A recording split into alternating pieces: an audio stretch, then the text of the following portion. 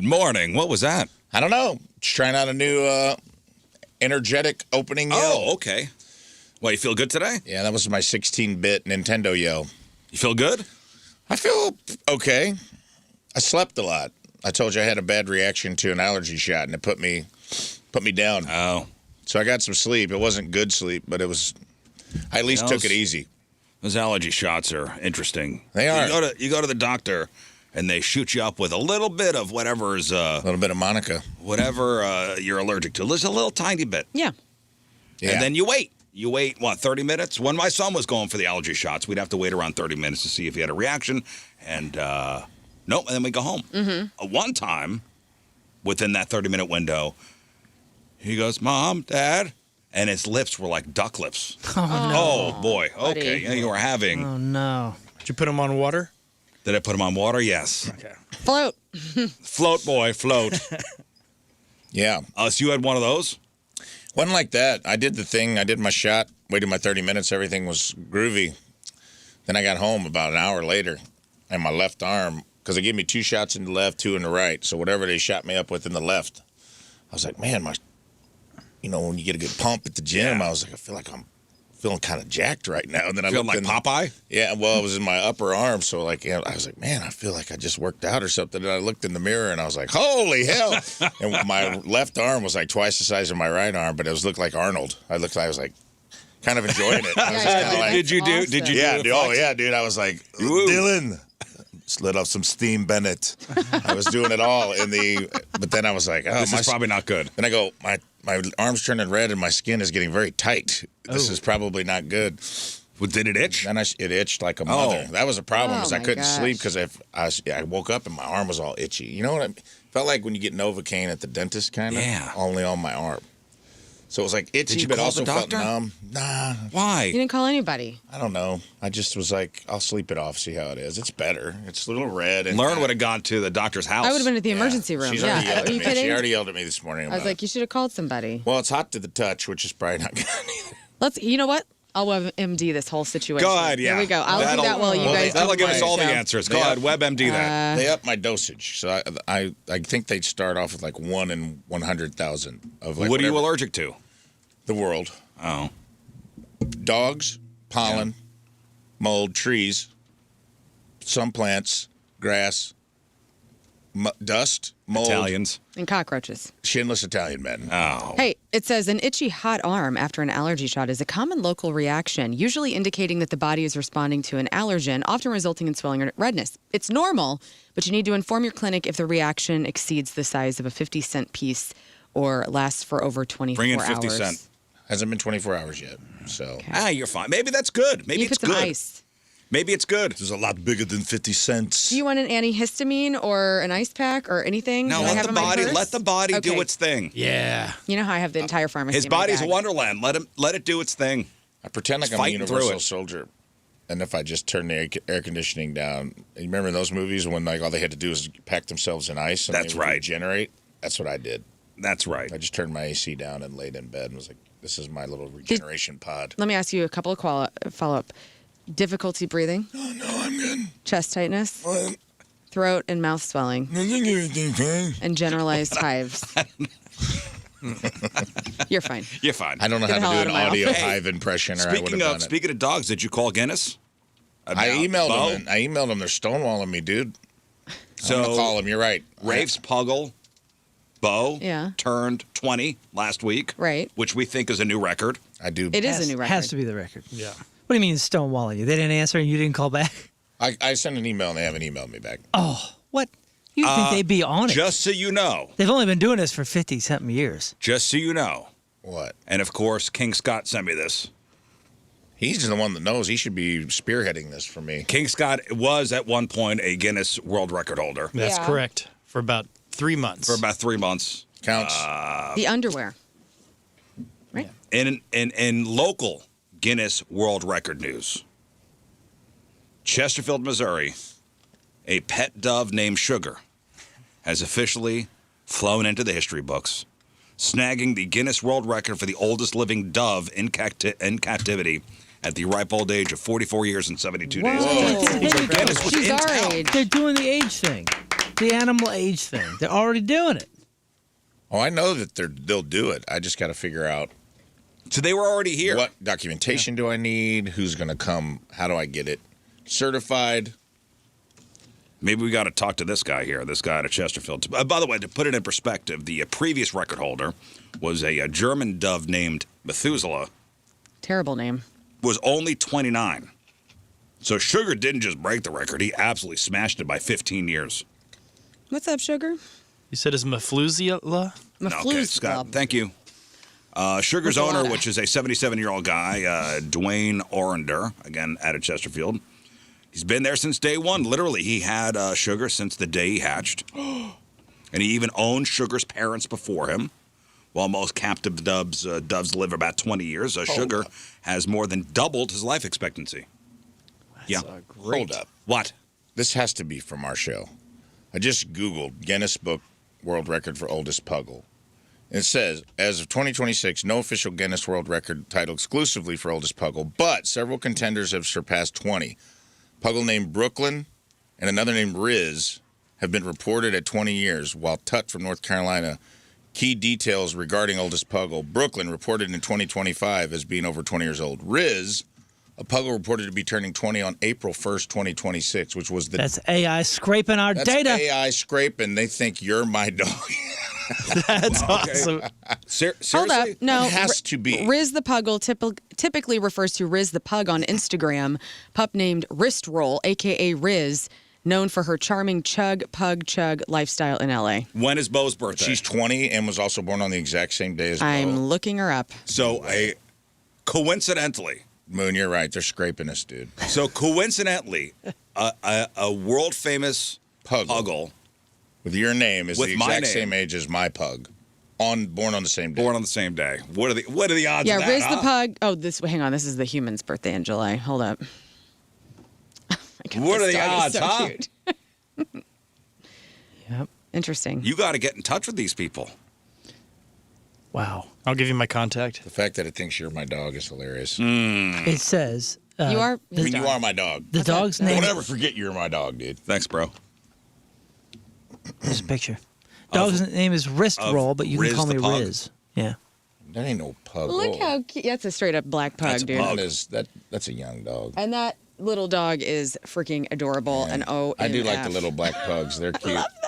But that's not a 20-year-old pug. No. Nah. That's a young pug. That's a young pug, dude. That's a young pug named Rizz. Young pug. No, we got Bo. Bo, 20. You need to find the documentation. They're going to ask. I mean, I have pictures. That's really all I They're have. going to open. They want the books opened. Open the books. That's what I want to know is, like, what do I need? I may not have the documentation required. You need your dog's real ID. Yeah, and passport. Never. I'd rather him not be in the Guinness Book of World Records than do that. No, come on. It's a legacy. Never. Imagine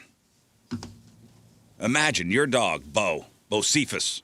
Well, you know, I bet World record What about holder. vet records? That would be. Of course. Like, I took him to the vet immediately when I got him Okay. in 06. So I got to have, like, 06, May 06 vet records of him being like. Is the vet still? Do you still take him to the same vet? No, but I know where. They can get the record. records sent Yeah. over.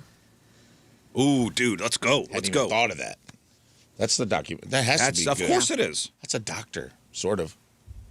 Oh, Dog It doctor. is. what do you mean, sort of? I don't know how. They have a I don't know doctorate. how veterinarians are viewed They're in the Guinness doctors. world. Okay.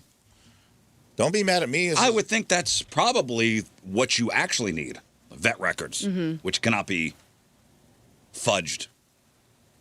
Huh? Well, let's get this. Let's get this going. Edwardsville Pet Hospital, if you're listening.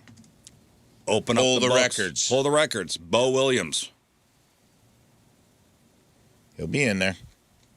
Want more good news? Yeah. Because this Always. is kind of good news. This is kind of good news. Prospective home buyers. Most affordable cities to buy a home in the U.S. St. Louis is what number? The most affordable cities to buy a home in. We're probably high. So good news for prospective homeowners. There is slightly more affordable housing this year than there was in 2025. There are now 14 U.S. cities where at least 50% of the available listings are what they call affordable. And in case you were wondering, an affordable home, according to Zillow, is where the price of your mortgage takes up less than 30% of your monthly budget. That's what they consider an affordable home. Where the price of your mortgage takes up less than 30% of your monthly budget. The top 10 most affordable cities to buy a home in the U.S. for 2026, and St. Louis is number 3. Number 2. Oh, that's number great, one. right? Outstanding. No, number sad. 1. So is that actually a good thing or a bad thing? You know what? I'm going to be honest with you. I'm not sure because I'm looking at this It's list. a good thing, symptom of a bad thing. I'm looking at this okay. list, and yes, I do live here in St. Louis, but good these thing are all for us. cities I would not want to move to. Okay. Number 1 is Buffalo, New York. Oh, yeah, I did. I like all my friends from And you Buffalo. know what? Buffalo is kind of a sister city. It's very St. Is it? Louis-y. When Dude, you it's go just there, it feels very St. Louis-y. You're 15 minutes from everywhere. it's just a People colder are St. Louis. drinking their sorrows away. They like to go They out. only see the sun maybe 3 weeks out of the year, They love to eat, and they love to drink, and they love their Buffalo Bills. and they love their team. Detroit, Michigan, number 3, followed by Pittsburgh, and then Baltimore, and then Cincinnati, Indianapolis, Kansas City, Birmingham, Alabama, and Cleveland, Ohio. Wow. Good These are all. You know what, though? Pittsburgh's nice. Good We're in God. good That's company. a legit list for us to be in. Yeah, Detroit and Pittsburgh. That's fine. Like, what other cities would you group St. Louis in? You're right. That's But let's be honest, that's a murderer's row of Yeah. literally. cities. You could double my pay and I wouldn't move to Buffalo or Pittsburgh. No way.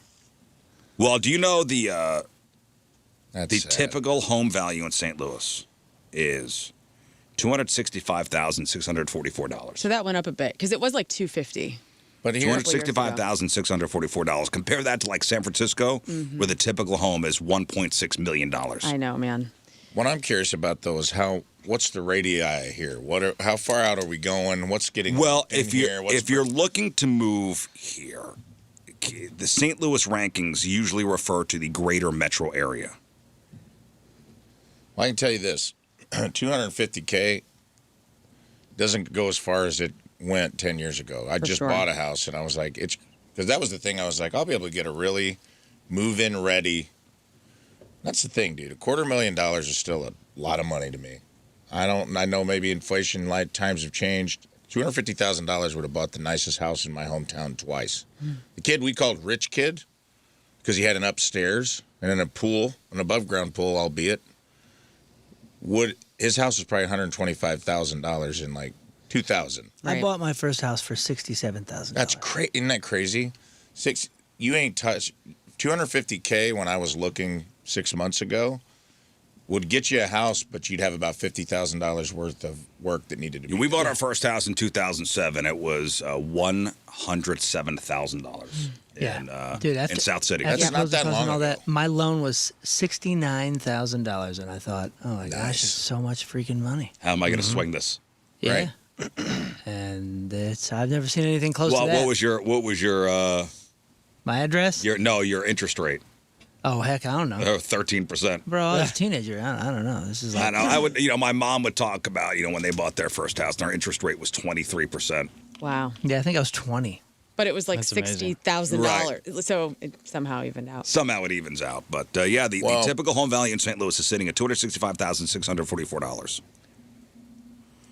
Now, because the entry price is so much lower, your 20% down payment goes a lot further, and your monthly mortgage starts at a much more manageable baseline compared to living out in maybe San Francisco, which would be $1.6 million average. Granted, for a place. I also wouldn't suggest anyone living in that neighborhood necessarily. That's my point, is like you got to think about, there's a couple neighborhoods really dragging this price point down.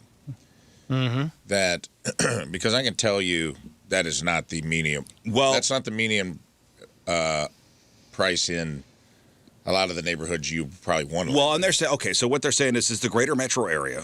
So Right. that's a big area, but 67.69% of all the home listings in St. Louis are considered affordable. 67.69% of all home listings in the greater metro area are considered affordable. That's so subjective. And to It's put so that weird. to put that in perspective, in LA, the greater LA area, only 5% of the homes are affordable. But people flock to L.A. It's Yeah. You know, it all nice makes sense. weather. It does So, help. like, It what does a help. crazy statement that is. That by comparison, you know, $300,000 is affordable now, just because that's how crazy it is. That's how crazy the market nationally has gotten.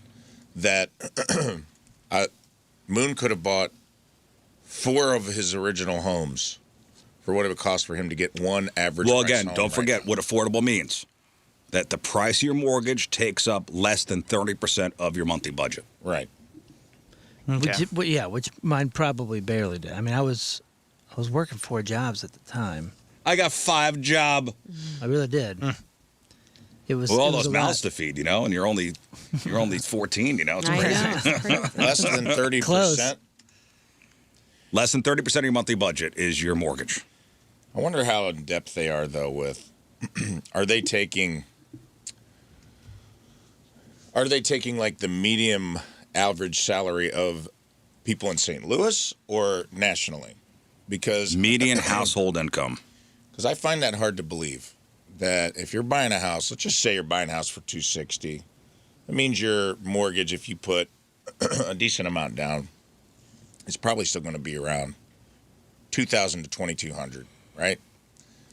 So what's 2,000 30% of? Oh, God, don't make us do this right help me a now. little bit today. Come on, man. on. Take out your What calculator. did you say, Multiply it by 200? 3 and then add a little 7 or bit. 8 grand a month, right? Sure. Something like that. Ish. Roll with it. Well, St. Louis hits the mark because the cost of living hasn't outpaced local wages the way it has in boom towns like Austin or Phoenix. Mm-hmm. So we're more of like a slow and steady wins the race. We got that energy going on here. You also got the reputation tax. So a lot of these cities have crime, and you're thinking, okay, people don't want to move here because of all the headlines that they see when they don't live here.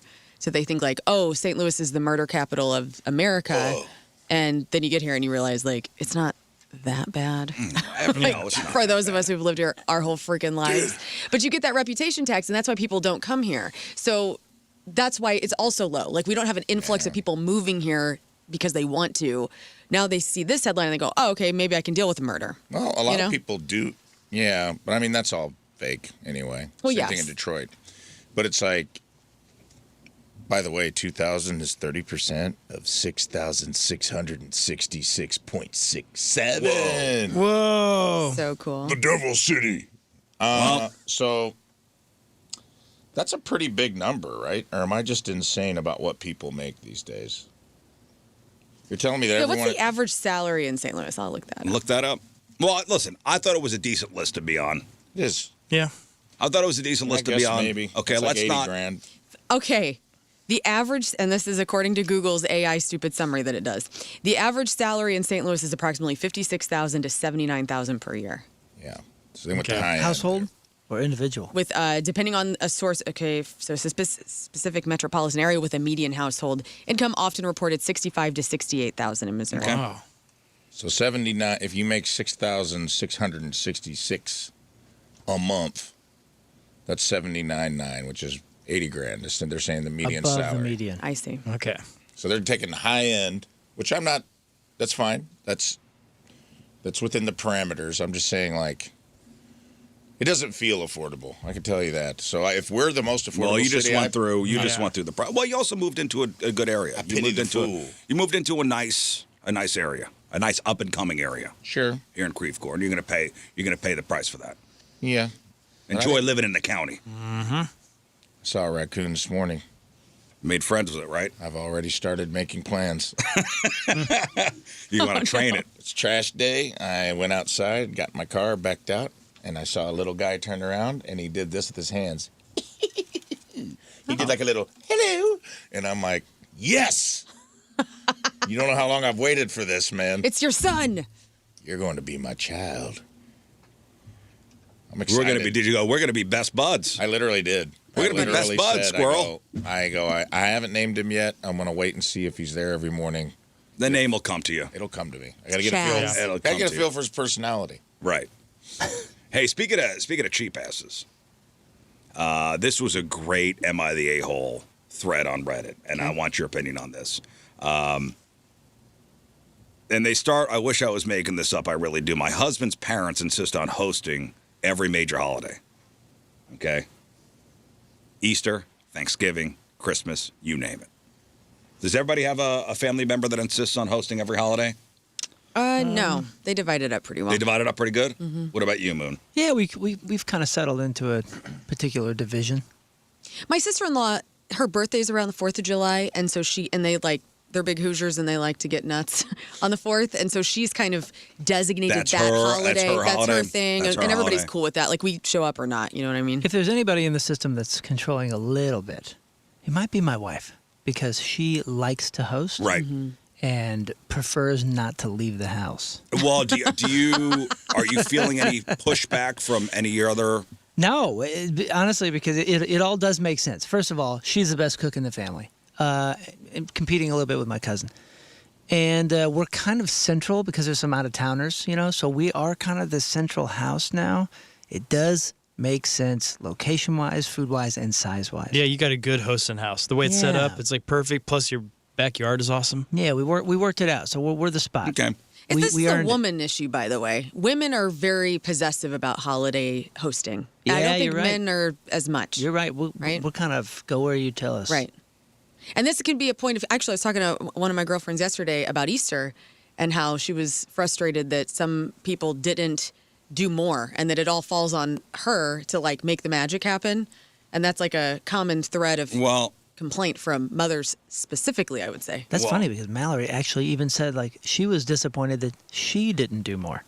Oh, or that okay. she didn't, get an opportunity to do more. We were kind of halved. People were in different... Your babies are older, though. You know what I mean?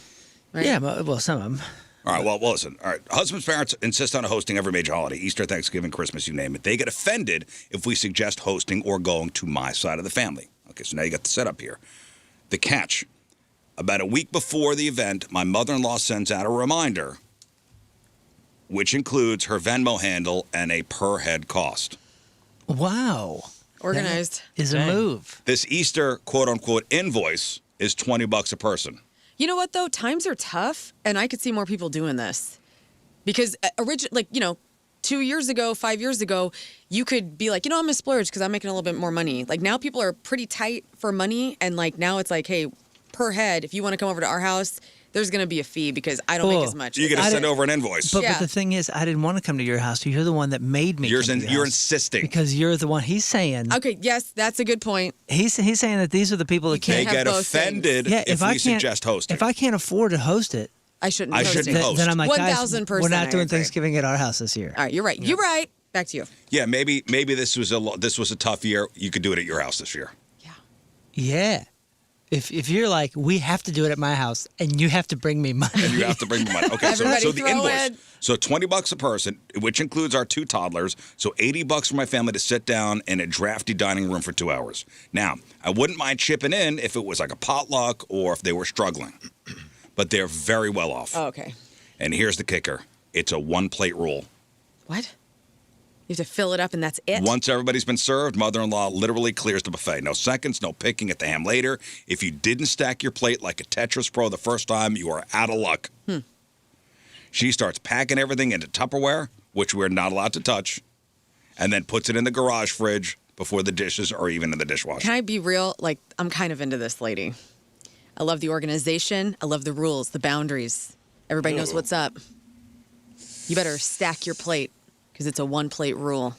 And she writes, yesterday I finally reached my breaking point. When the Venmo request hits my phone, I reply in the group chat, quote, hey, since it's $80 for the 4 of us and we only get 1 plate, we've decided to just go to a local brunch buffet. It's the same price, but the kids can actually have seconds. Happy Easter. Oh, shots fired. Dang. The group chat went nuclear. My mother-in-law called me tacky and said I was treating her home like a business. The irony, huh? My husband's caught in the middle. He agrees it's insane, but he's used to it and thinks I'm making a scene over $80. My father-in-law even chimed in, saying that inflation affects the host, too. Sir, you charge the 3-year-old $20 for a scoop of instant mashed potatoes and a slice of ham.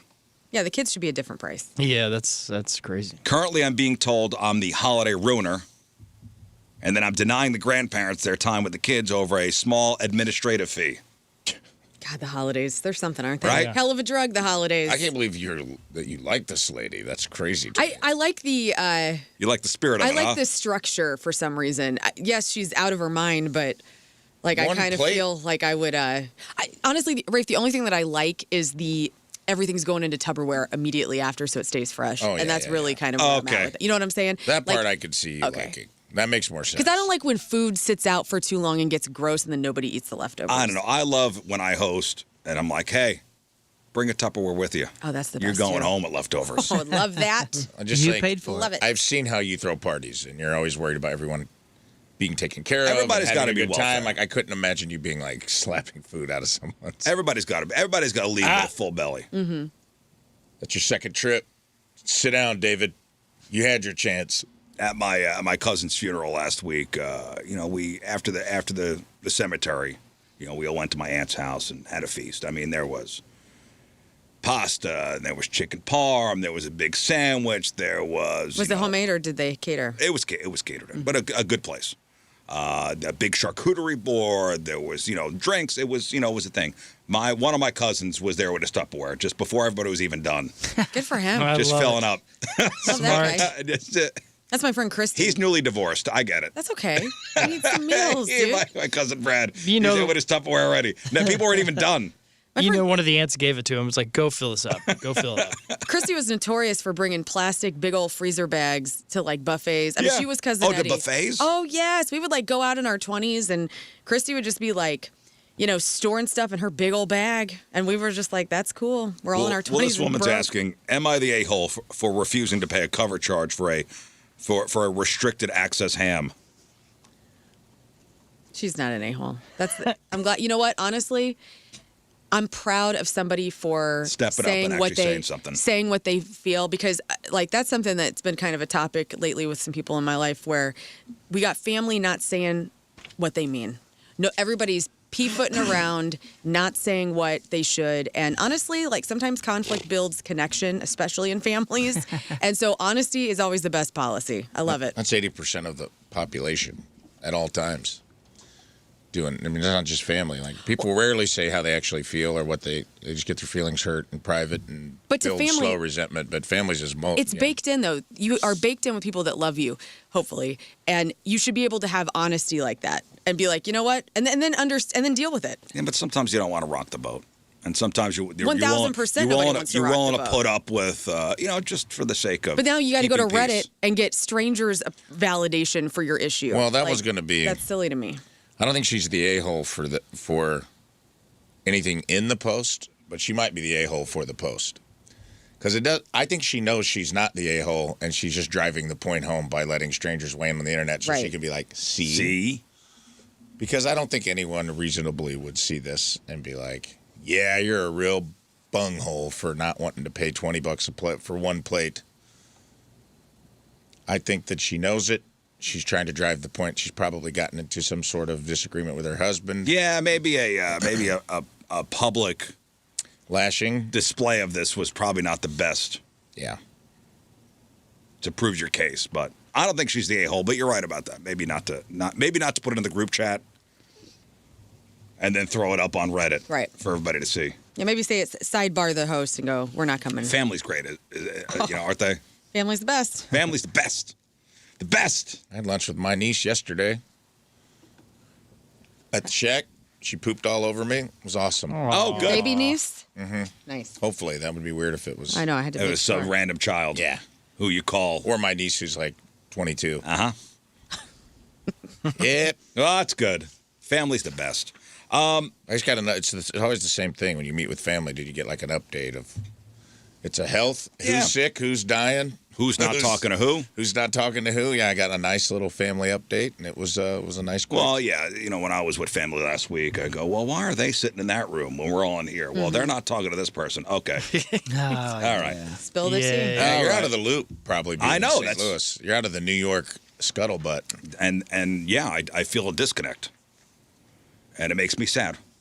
But at the same time, I'm glad to go home and get away from it. Yeah.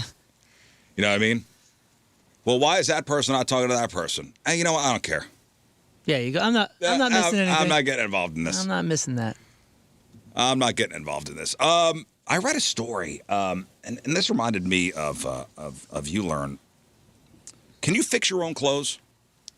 Yeah, I can fix my own clothes. Can you guys Very bare bones. Can you yeah. sew? No, my daughter does. She will sew for you. Yeah. So if you need something patched up. Yeah. Yeah, I think she actually. What was it? I think she has something right now that she's fixing up. Forget what it was. But she was actually she was customizing her prom dress. That's cool. That's amazing. That's Yeah, incredible. Yeah. That's amazing. She's skilled. Rafe, can you sew? Do you have a sewing kit at home? I do, and I can. That was one of the things I learned because we had an email about yesterday about us talking about checkbooks and stuff. When I took that adult living class, my Wilma Westerfield, my favorite teachers, taught us all that stuff, like how to iron a shirt, how to sew buttons. I sewed all my own patches on my military uniforms when I was in the service. Yeah. I mean, it's limited. It's very limited. I mean, I did high school sewing class too. If you brought me like a jacket and were like, "Hey, can you let this out or take it in?" Yeah, I'm not doing that. Yeah, But I can, yeah, like, that'd I be- can I thought that's what you meant. rudimentary wise, I can like do minor repairs and sew and like it make it not look like crap, like sewing a button on or putting minor stitching. If I needed to stitch up like a rip or something like that, I could do it. I could do all this I've done stuff. it a I just time don't or have the chalk right now to draw lines, so I can't.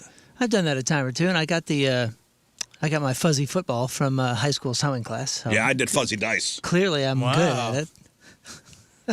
No, that's a skill I definitely need to learn, and I know that I don't know because it's one of those I have so many shirts that never fit right because I always build them for square-looking people, and I don't know who is built like a Minecraft character, but that's what all clothing's built for, and I need it to be brought in a little bit because I'm shapely. Well, if- Heidi Sewing in South County is a great place to Well, start. and that's why I brought it up because I know you're taking classes or you took I've taken a class. classes. Yeah, I did the bell-bottom class over there. Can you Over the hem machine. pants? Can you hem a pair of pants? I could probably hem some pants. Okay. It would not be pretty, but I could do it. So I'm like, Lauren, I need these pants hemmed. Can you help me out? I'm not ready to do it for other people. I'll do it for my own clothes.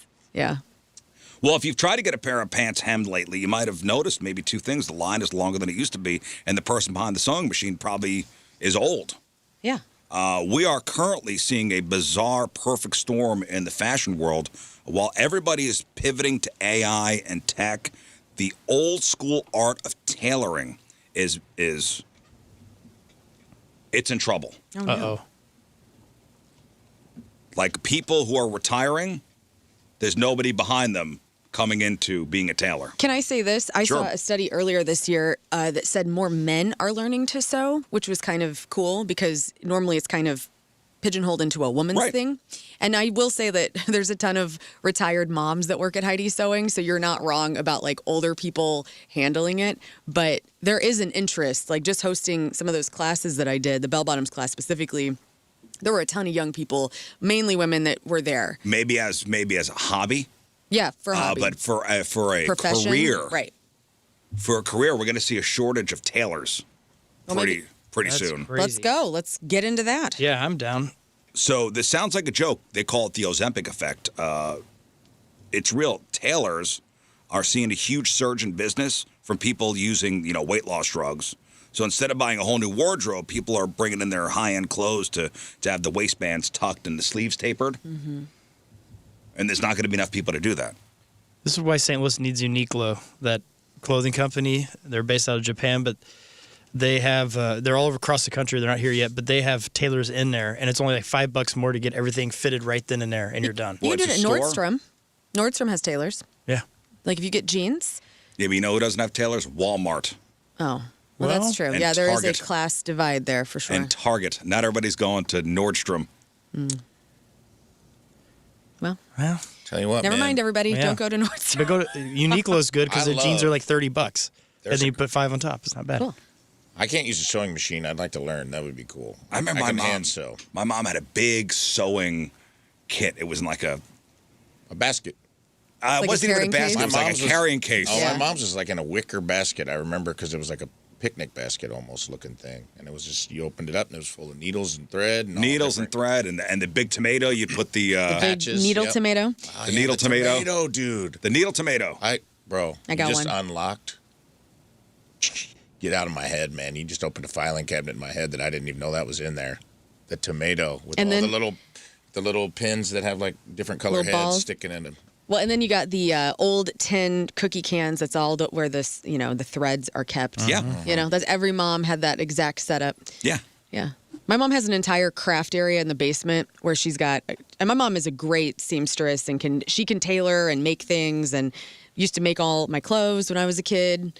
And so I want to learn more from her. It's just we don't have a lot of time. So, Yeah. but she's the one that I would learn the most from. You know what I mean? I mean, we Here's had the thing. patches on everything. Everything was patched. Here's the Surprised thing. I don't have a skin patch on me. The reason why people aren't going into the tailoring world is because they don't make much. Yeah. The average tailor will make about $44,000 a year, Dang. whereas the national average for all jobs is closer to $68,000 a year.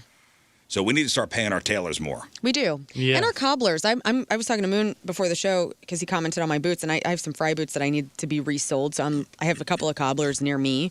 But we're living in that age where people want to reuse clothes and make things last longer rather than buying everything new.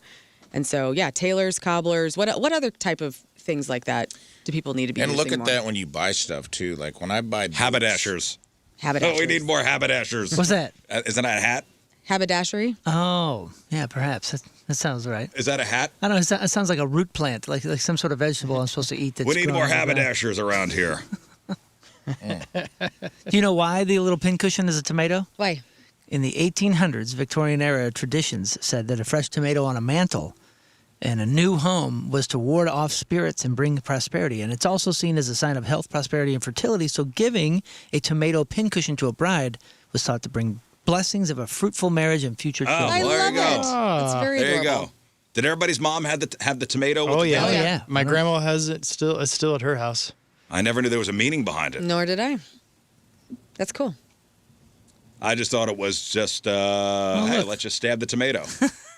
A cute tomato. Let's just stab the tomato, which sounds like a sexual thing you'd find in the Kama Sutra. Well, I for don't know, sure. stab the tomato. But so average tailor makes $44,000 a year, which is tough to swallow again with the national average for all jobs closer to $68,000. Gen Z and millennials are being pushed towards tech and laptop jobs. Spending 10 hours a day hunched over a sewing machine isn't exactly trending on TikTok. And most fashion schools teach you how to design for mass production, not how to sit in a shop and hand stitch, hems on a pair of jeans. Yeah. Yeah. Do they make sewing machines for adults now? For adults? Mm-hmm. Yeah, of course. There's like really high-tech ones. What are you talking about? What do you mean sewing machines for adults? Well, I know kids historically love to make clothes and stuff like that. Yeah. I thought, What, in sweatshops? yeah. Oh, come on, Scott. This is a sweatshop joke. Thank you, Scott. We took the It's long road to get there. $6.45. Retailers like Nordstrom are starting to realize that they don't have tailors. They can't sell high-end clothes. Yeah. Nordstrom actually teamed up with the Fashion Institute of Technology to launch a master tailor boot camp just to keep their alteration department staffed. Right. I don't know if Project Runway is still on, but that show gained a lot of interest. People started getting more interested in making their own clothes and learning how to sew, like in the early aughts when it came out. And I loved it. My daughter is interested in fashion, and that's what we've been checking out all the fashion degrees and fashion departments at all these different colleges, and some of them are really like staying with the times and getting up and developing some pretty incredible fashion departments, and some are not. And I'm looking at you, Alabama. Ooh. Roll Tide. What would she consider going to FIT? Well, That's where my wife graduated. Yeah, possibly. She's been looking at a lot of different things, but some of these bigger schools they're having dedicated departments because, like you said, it is something that AI can't take away. There's a lot of aspects to the craft. Right, that the and marketing underwater aspect. welding. That's a scary job, though, brother. Underwater welding.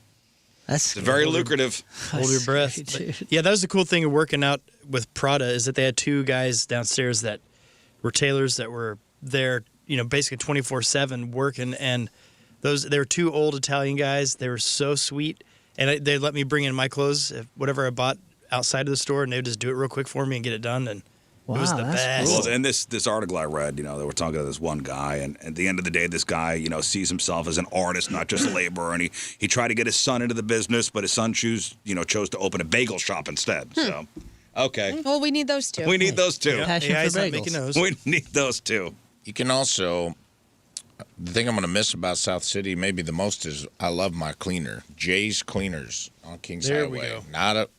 This is not an endorsement, paid endorsement. This is just an endorsement.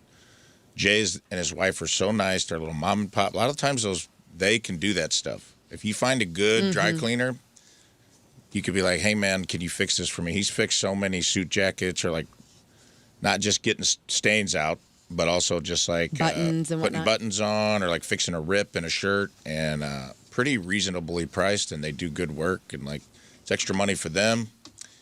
I'm worried about that. I'm worried about finding a good dry cleaner around here because that's a long way to drive. I might drive into the city and still get my dry cleaner. It is, it is also interesting to think about these jobs that are just there's nobody behind them. They're a dying industry. It's interesting. But tailoring is a needed thing.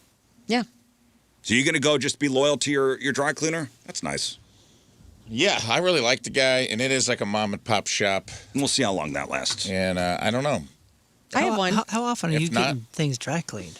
I mean, you talk about the uniform of the black T-shirt and the gray jeans.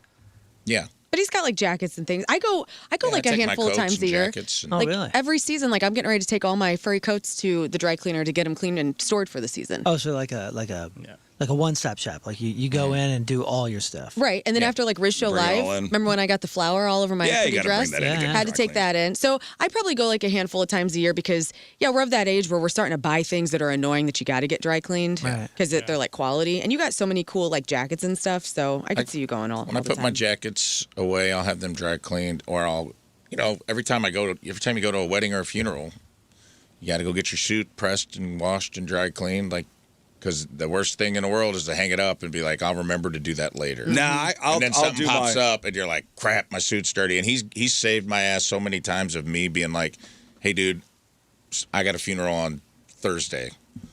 A friend, I need this, and he'll have it done the next day. I have a Or the funeral same suit. day sometimes. I have a funeral suit. I'll wear it 3 times and to get dry cleaned. I have some things I'm like that as well.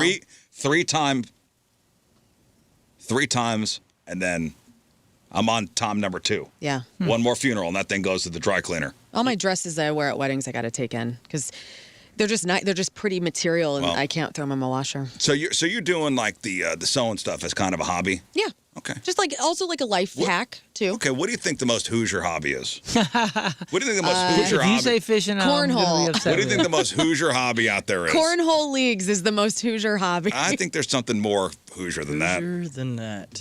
Noodling. Noodling. Noodling. noodling's Okay. a All good right. one. Noodling. Hogging. Same thing. Hogging. We called it hogging. Noodling was new to me. Hogging. We called something else. I know. I Us. think maybe that's why it got called noodling. Interesting. Although they feel pretty interchangeable. Learn. if Would you look like to fashion a guess as to what Hagen was? Hogging was back in Oh, my Lord. day? I dated a guy whose nickname was Big Hog.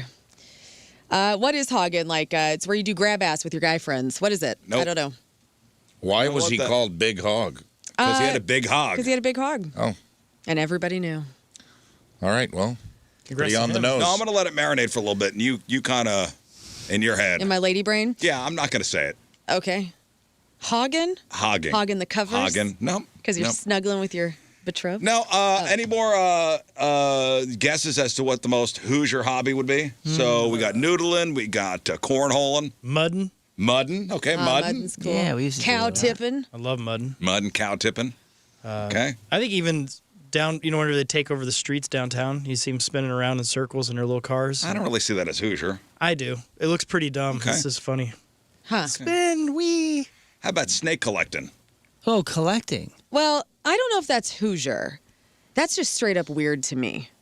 Like you're collecting snakes in your basement and they're all in these weird little these Tupperware containers. I don't think that's very humane to the animal, and I think it's very odd to walk down into a basement where You don't think it's like Hoosier? only lit by the snake tanks. You don't think it's at least in the top Wait a 5 of second. No, I Hoosier think hobbies? owning a crocodile is more Hoosier than the snakes. You know, you talking about them Or the heroes alligator. that are down in Florida that just go out at night to catch the snakes, the invasive species? No, I'm just talking about you are a snake collector. Because those guys are awesome. Yoink. Yeah. That's my favorite. We're on Dude, the that- same algorithm. that guy rules. There's a guy that goes out in the Everglades. He's like, look at this little swamp puppy. Oh, look at that. It'll be like a crocodile or an alligator right by his feet. He's in the water. He goes, look, this little swamp puppy come to say hi to me.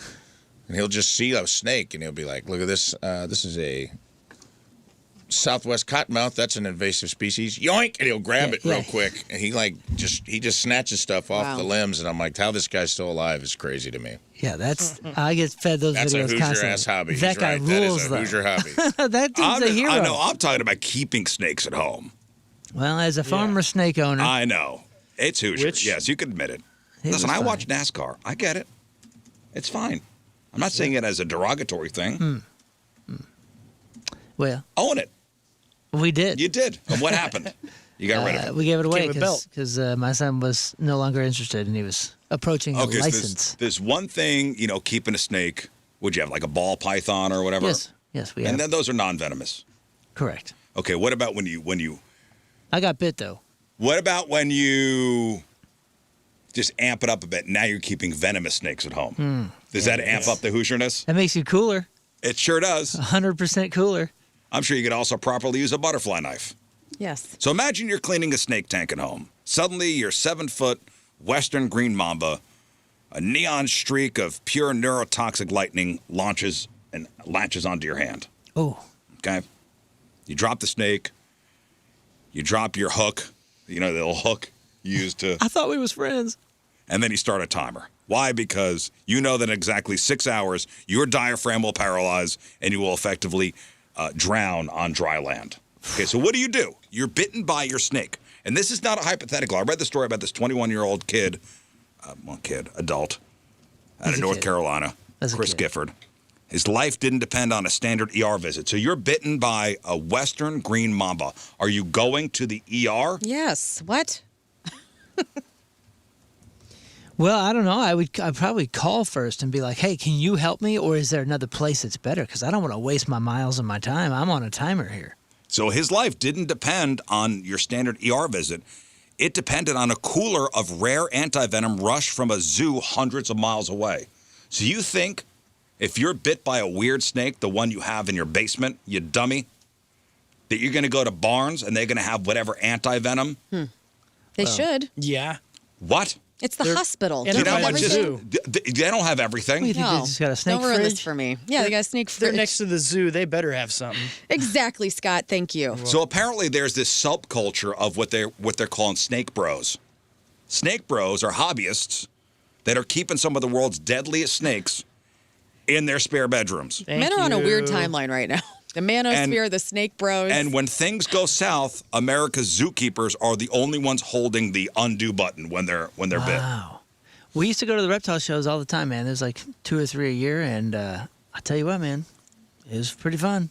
Met some really cool people and seen a lot of venomous snakes. Okay, so most hospitals, most ERs will stock antivenom for snakes that are local. Okay. Yeah, the water moccasin, the copperheads. Yeah, are those local to here? Yes. Rattlesnakes. garter we have a fishing hole it's not a fishing hole anymore. Fishing hole. Because there are so many thousands of copperheads. I don't know why this one particular spot, but there's so many nests too that you can't fish there anymore. Ugh.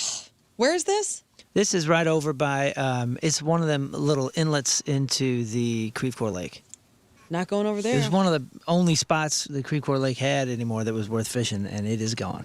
Okay, so if you're bitten by a copperhead, you go to Barnes and you'll be fine because they most likely will have the antivenom. But what if you're over your buddy's house and he's got his king cobra and that bites you? What are you gonna do?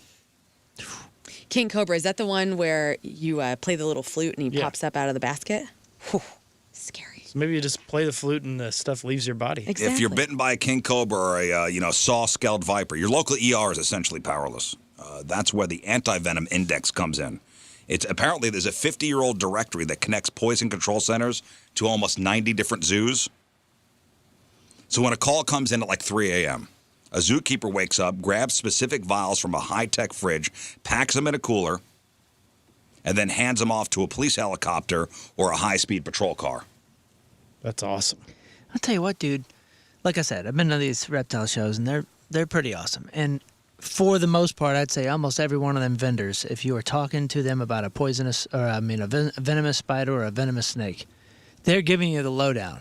And honestly, I wouldn't buy any of those things if I didn't have some sort of like piece of paper that had the poison control, Here's where I get the venom. Here's what this snake is called.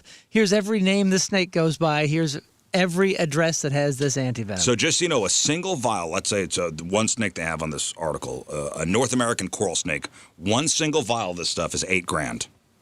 And you might need 5 of them. Jeez. So if you're bitten by a North American coral snake and you need to get antivenom, it's $8,000 for a vial, and you're probably going to need 5 of them. Is this like diamonds where there's a ton of it? They're just purposely putting a little bit out so they can make a ton more money? Or is it really that hard to collect? I just think But they have to hand collect them. They have to hand collect But it, and they're not it seems getting like there's a lot of pints of snake it. people out there that should be I doing don't know. that. Well, I mean, I think there's enough of it out there. There's just not enough of it out there to be widespread. Okay. I mean, these are fairly rare happenings, I would assume. Well, and I got Yeah. the numbers on that too. Treatment with your standard antivenom can easily top $45,000 before you even count the ICU stay. Coral snake, that's one that's like super easy to mix up with king snake and those other ones. That's the stripe, you know, the red and yellow. Well, if you get feller. bit by one, then it's going to be about $45,000. If I get bit, Damn. you got to chase it down though, and like, is it red and yellow or What's red the and black? rule on that Yeah, one? just let me die. I don't want can't that deal. bill. Just let me die. I think it's red and black, venom black, red and yellow, kill a feller. No, I don't That's know what it about is, that. I yes. don't rhyme. I'm already dead touches from yellow. heart attack from getting bit by a damn snake and having that trauma. Bye. Yeah, I think I'd shed my pants if I got bit by a Me snake. too. Red and yellow. Kills Scott a says, fellow? Scott says on the instant feedback, owning 1 or 2 snakes, fine. Red Owning touches 30 yellow. snakes, psycho or a scientist. Thank you. No in between. Yeah, a scientist is cool. Scientist is fine. Well, they all have the same coloring, which is what's confusing about the snake. The king and rules. coral. I thought you were meaning the people that own him. I was like, oh, pale white? Yes. Yeah. Red touches yellow, kills a fellow. Red touches black. What is the rhyme? Venom black. Bite back. Greg Warren Bite has back. a good bit about this. So zoos usually donate this antivenom for free to save lives, even though it costs their departments thousands of dollars to restock. But if you got to get this stuff in from a place, it's going to cost you. So people were bitten by snakes per year, about 5,000 people. So there's about 5,000 snake bites per year. Annual exotic snake bites, about 80 a year. Man, that's not that many. I was at Bluffview Park in, I guess it's Wildwood, the other day. And Tim and I were walking out to the bluff where you can look at everything. And we're on a paved trail. And this big old black snake is just roasting in the sun. And we sat there and watched her climb up this brush, you know, and it was fascinating. Fascinating, huh? You know? Yeah, I ain't touching Beautiful. Tim kept trying to get up next to it. I go, you're not dying this way. The, Even though it's like a garter Dude, I snake, used to it's chase fine. snakes all the time. I learned my lesson a couple times too. I thought, because we used to find black snakes all the time. It's super easy to catch, kind of fun, pretty neat snake, especially when you're a kid and you're kind of learning about these things. Yeah. But when you think a blue racer is a black snake and you chase that thing down, they are snappy, brother. I still got scars all over my knuckles. Like this thing was tearing me apart, and I was like, "Well, this is weird. I've never been bit by one of these things." Everybody's saying red against black, you're okay, Jack. Red against yellow, you're one dead fellow. Oh, that's a good one Oh, too. I like that one. Okay, so the gender of exotic bite victims, 79% male, of course. It's a guy What? thing. That's weird.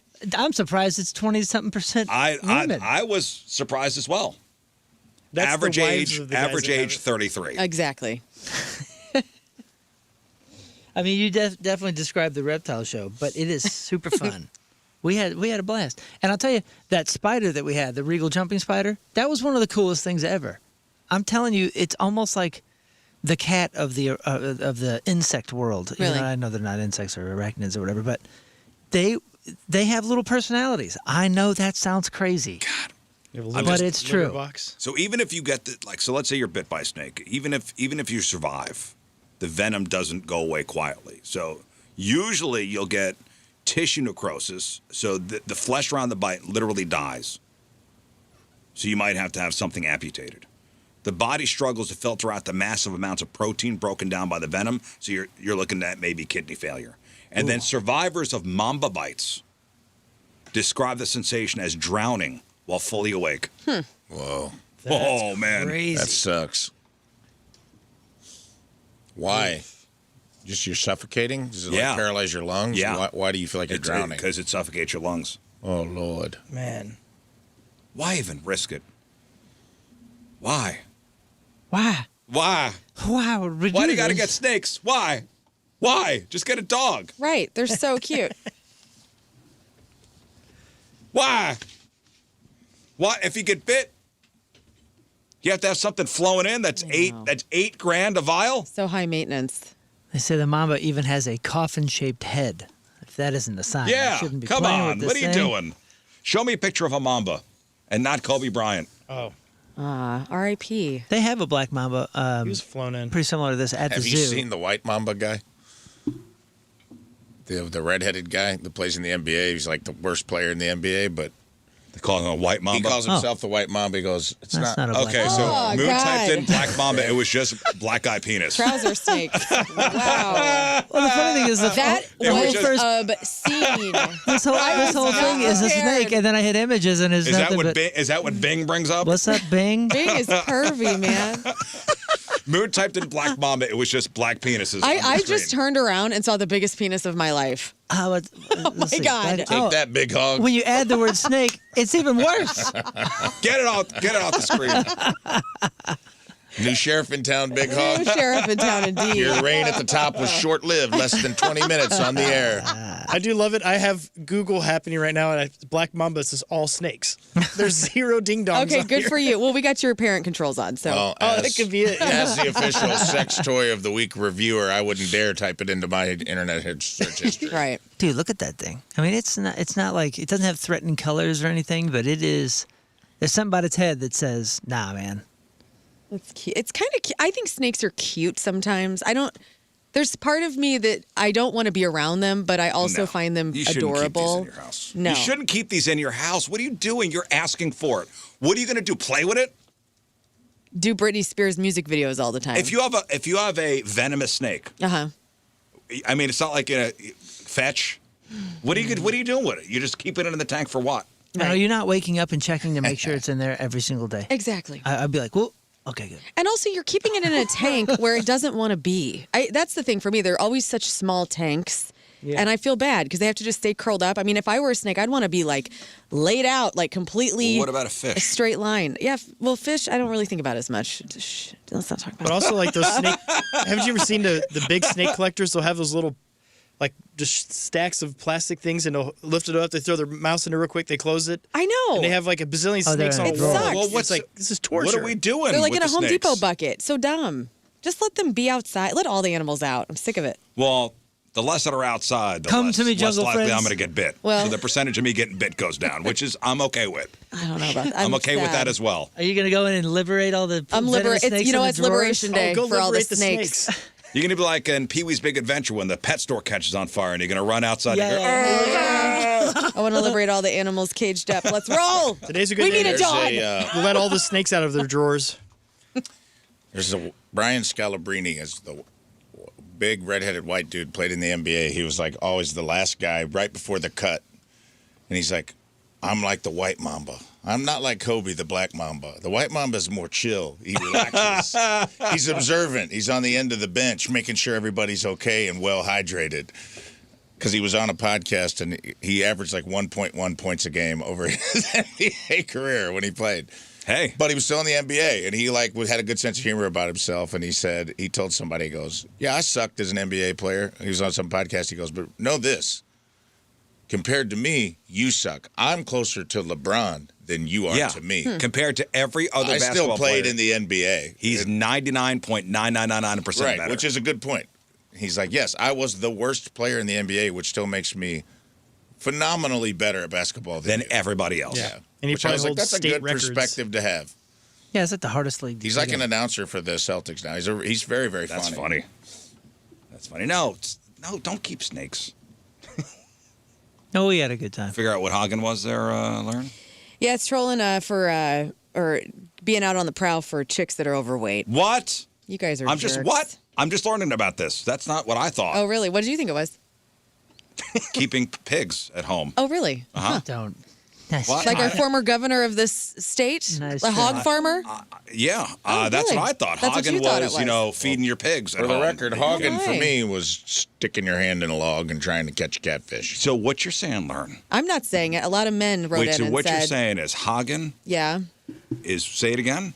Hogging is going out on the prowl for ladies that are overweight. They use the term fat chicks. What? How dare you? How? Why? Dare you? You guys are real weird. What do you mean, you guys? Is it weirder for that or keeping snakes at home? It's weird that you're going out looking for a specific body type. What are we talking about right now? I've never heard of Isn't this everybody before. going out looking for what they found attractive?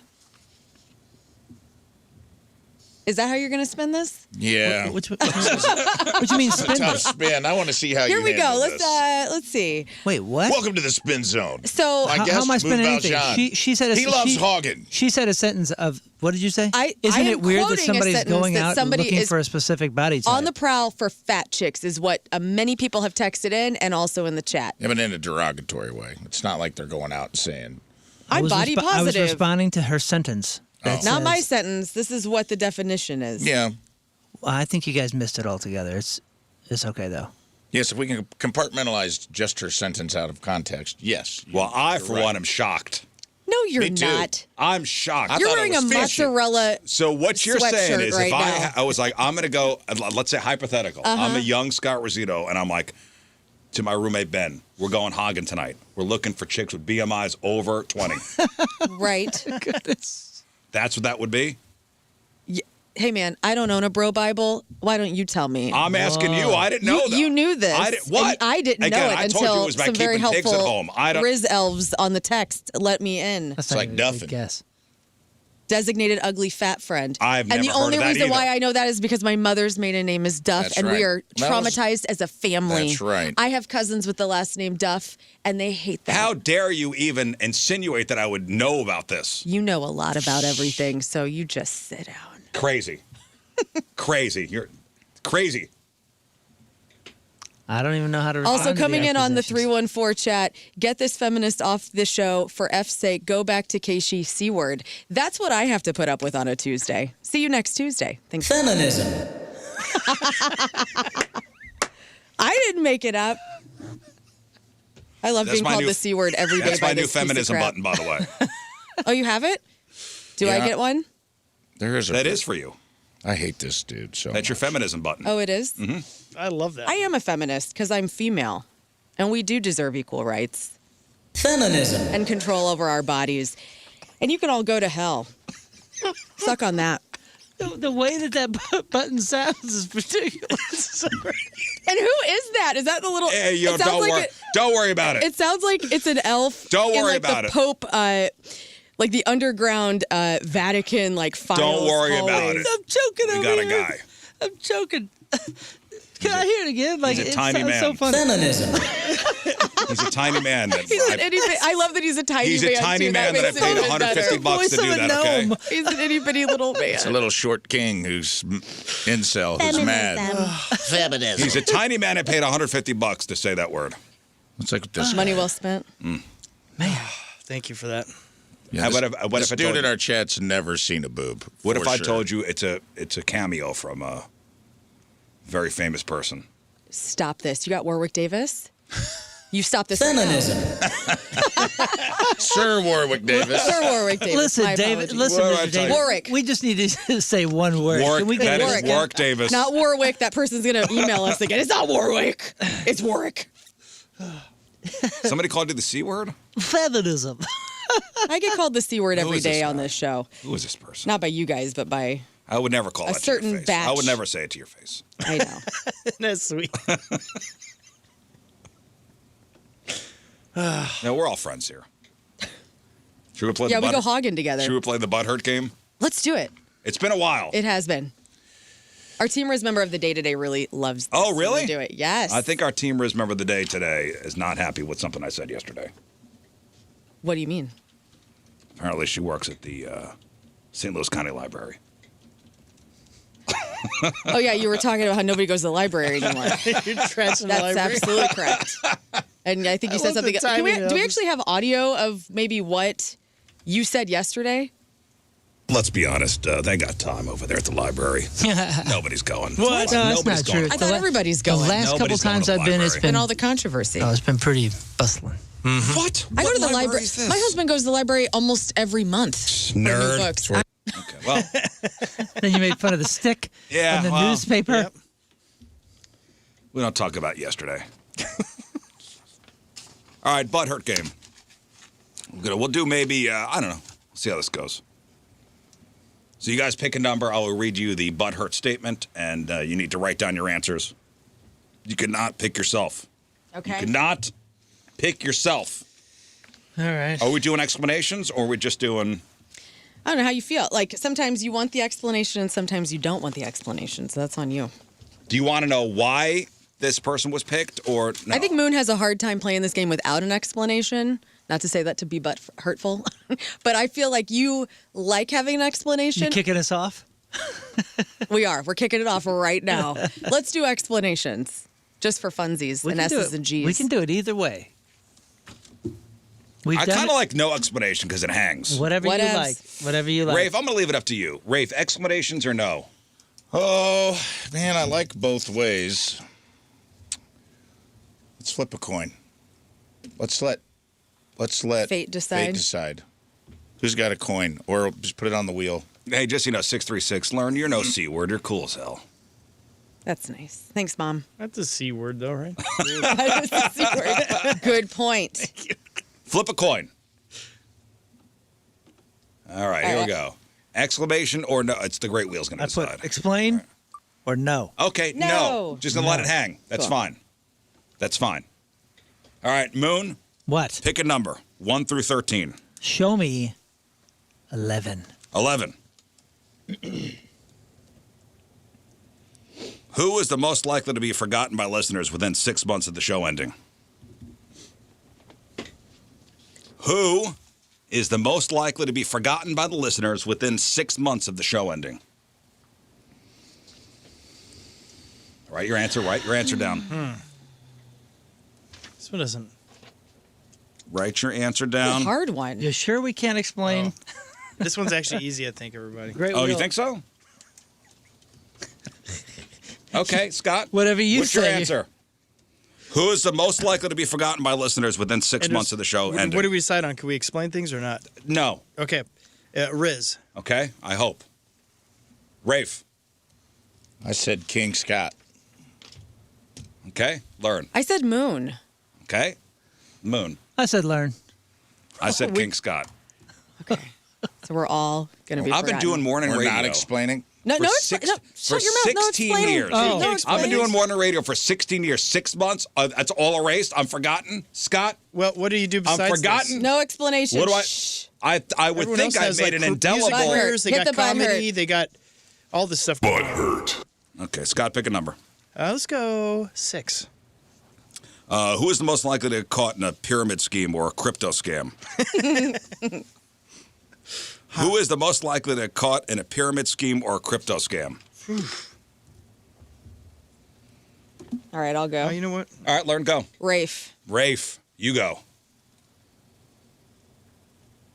What? Crypto. What's the? I'm still your answer? thinking. Oh, that's You. Not, that's There, not quick. you, butthole. That's what, You.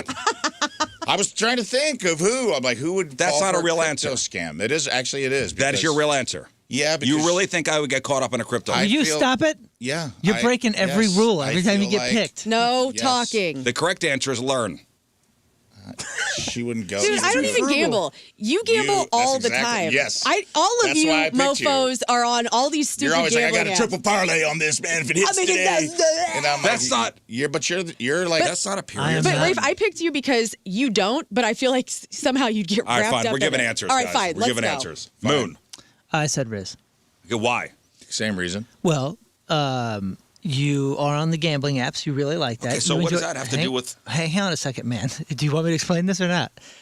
You also were digging for a particular crypto not long ago, and it may pay off for you. It's great. All I'm saying is you were on the ground level of that one. I'm still. I thought it was going to pay off. I told you. Okay, so It was a sure thing. I have evidence. Mine is an evidence-based guess. Evidence, man. You asked me why, and I have evidence. Okay, Scott. I went Rafe. No explanation. No explanation. necessary. Why Rafe?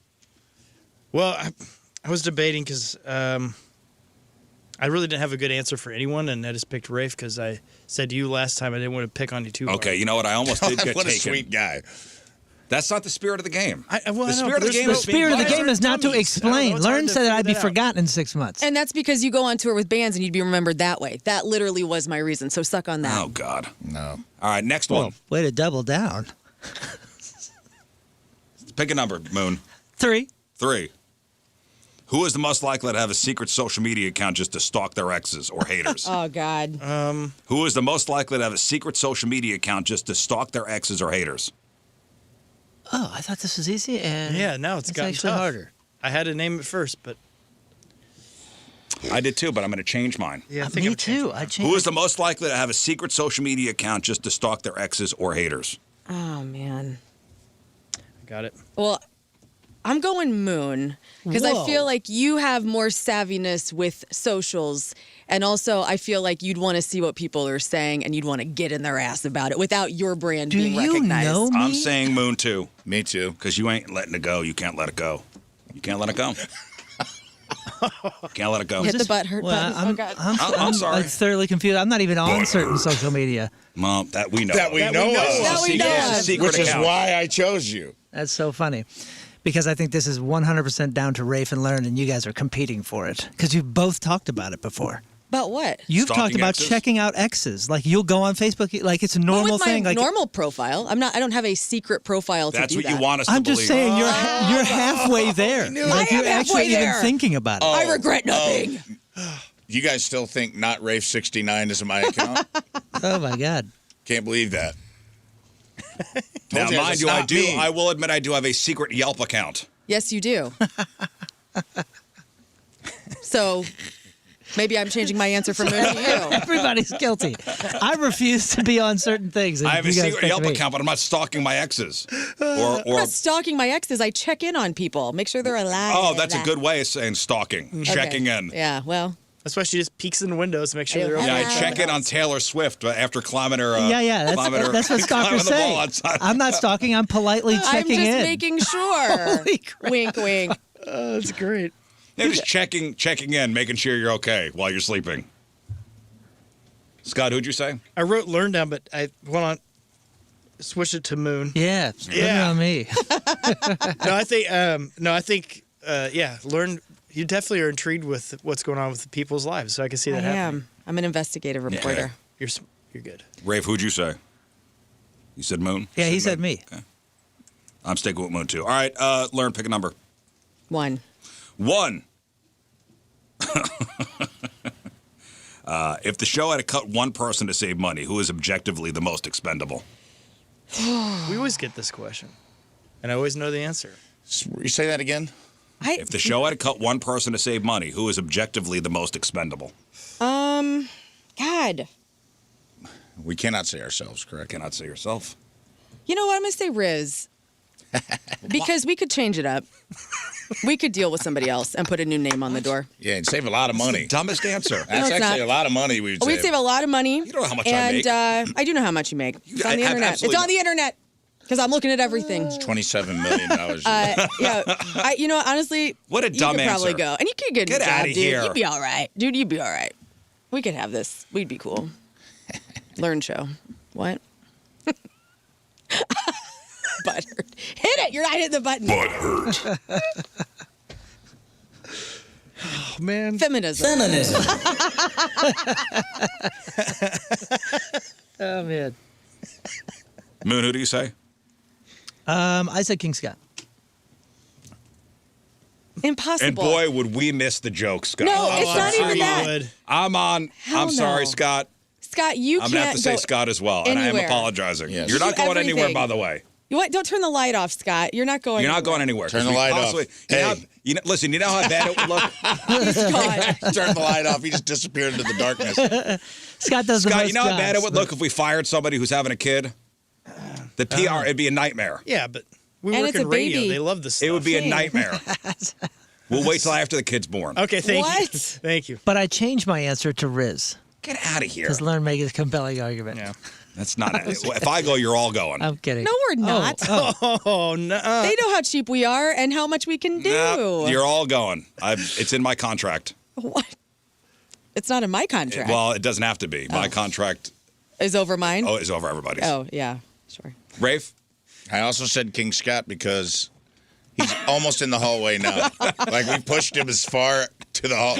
Like, dude, one little shove and he's already out in the hallway. He's already been sequestered in his little booth.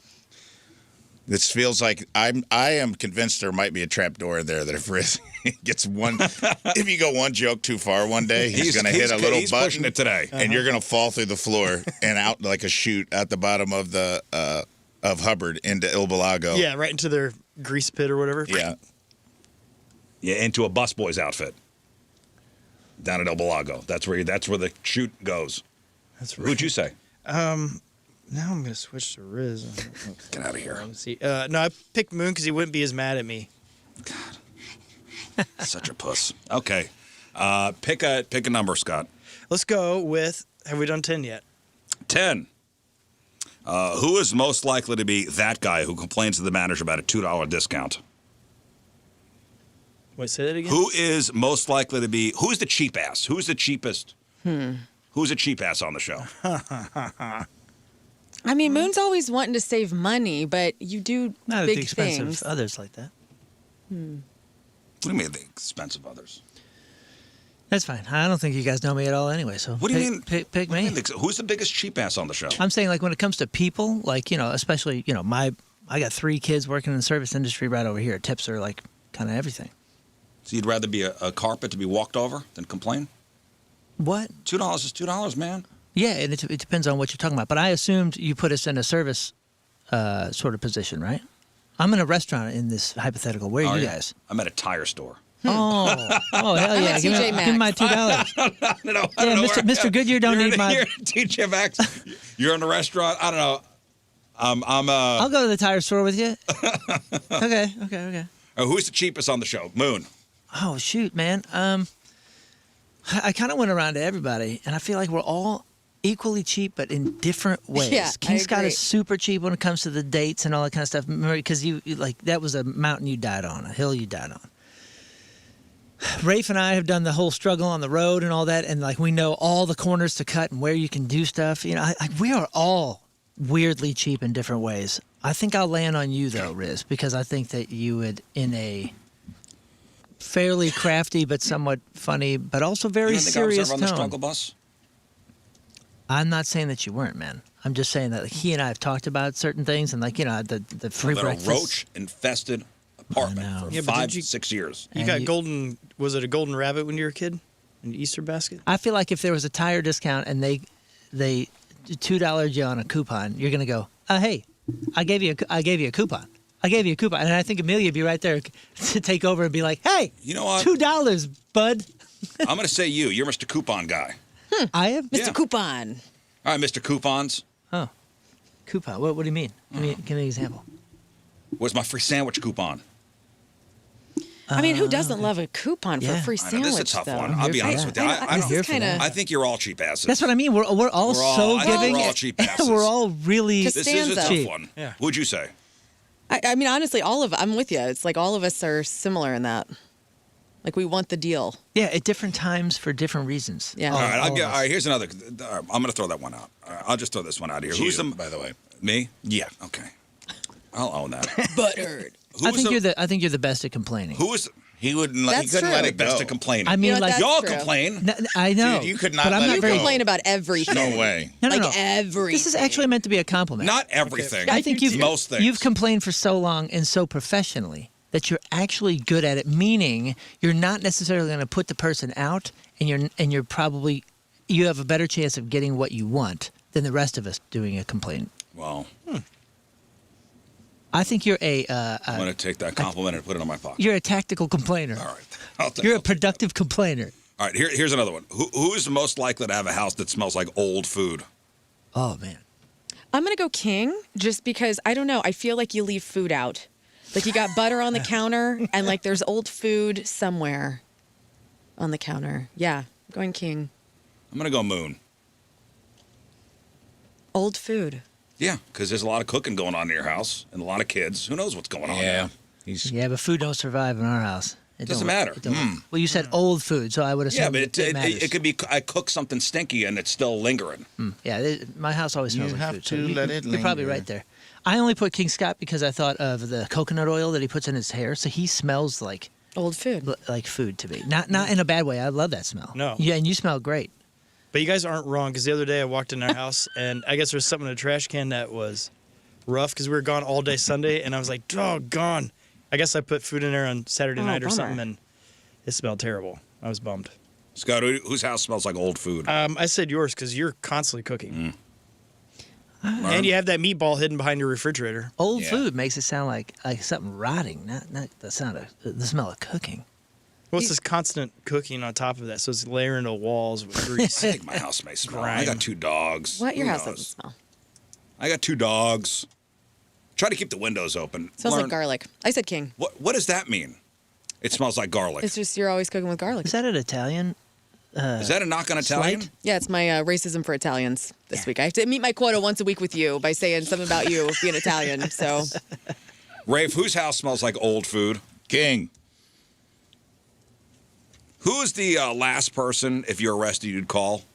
the last person, If In you're this- in arrested, this room? who was the last person on the show you'd call? I'd call all of you guys if I got arrested. I was like, help. I honestly mean that. You know? Who never I picked? just- Scott is the person I'm last picking. Probably Rizz, because I don't think you'd want me to call you. I think the rest of the First guys would off, be I'm fine. picking up the phone, definitely, because I always pick up the phone. I know, but like you would be put out that I'm calling. You'd be like, really, couldn't you have called Moon before me? Like, Chances are Moon's not going to pick up the phone. well, that's also true. That's but untrue. but if I No, leave, that's when true. you call me, That's true. Rafe would definitely answer and I don't probably think I've bust me out with a helicopter. And I believe King Scott would find a way to talk me out of prison. So that would be great. Scott definitely ain't picking up the phone. and that's why I picked Scott. Only because he's not going to answer. What if it's this county? You on call there? me first. Okay. You call me first. If you're We have arrested. tape of that now. I will call you I will first. take your call. Okay.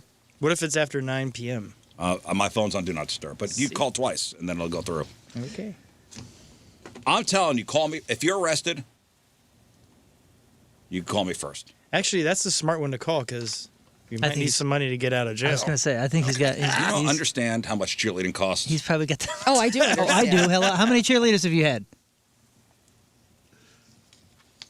I've won in the most expensive friggin' gym. Okay. Yeah, they go into Florida. Uh-huh. I just found out how much that costs. Okay. Oh, yeah? Have you ever had to work at Family Arena to get the funds for the cheerleading? Because my best friend does that.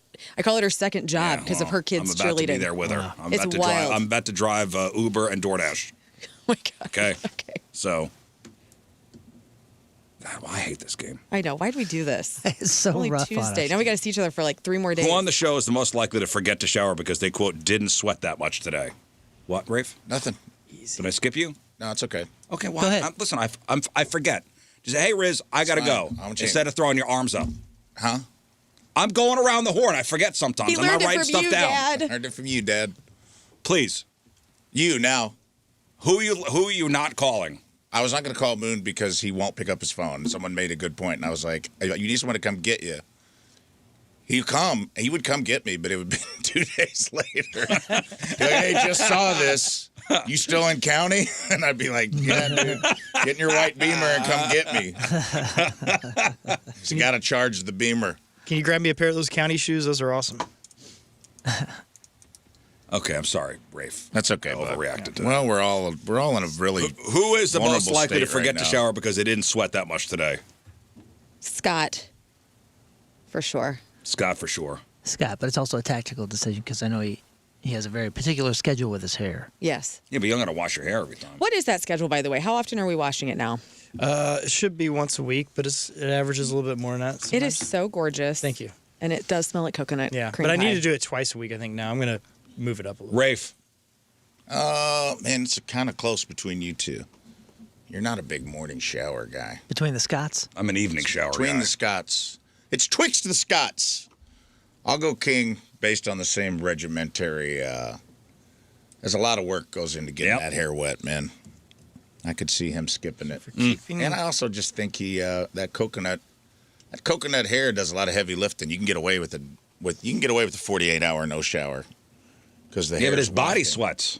Yeah, but that Maybe hair is smell the just cookies. giving off coconut avocado. Yeah, sugar cookie. It smells like cookies, essence. So I've tallied up everything. I've 85% of the picks so far have been me. But I got Moon because he's a morning shower guy. And if you shower in the morning, it's pretty gross because you're going to bed stinky, dude. So I think Lauren, you're more likely your to skip. answer? I said Scott. Okay, you said Scott. Okay. But you I guys think are correct on that. We're going to I'll end that skip the here. shower. Good job, guys. All Love y'all. right. Well, listen, we did it. So much for Oh, not Team Rizz member explaining. today is real proud. We can't even do it. We can't even do it. We can't do the no explanation butthurt game. All right, let's do the Team Rizz member of the day. Okay. Thank you. All right, whatever.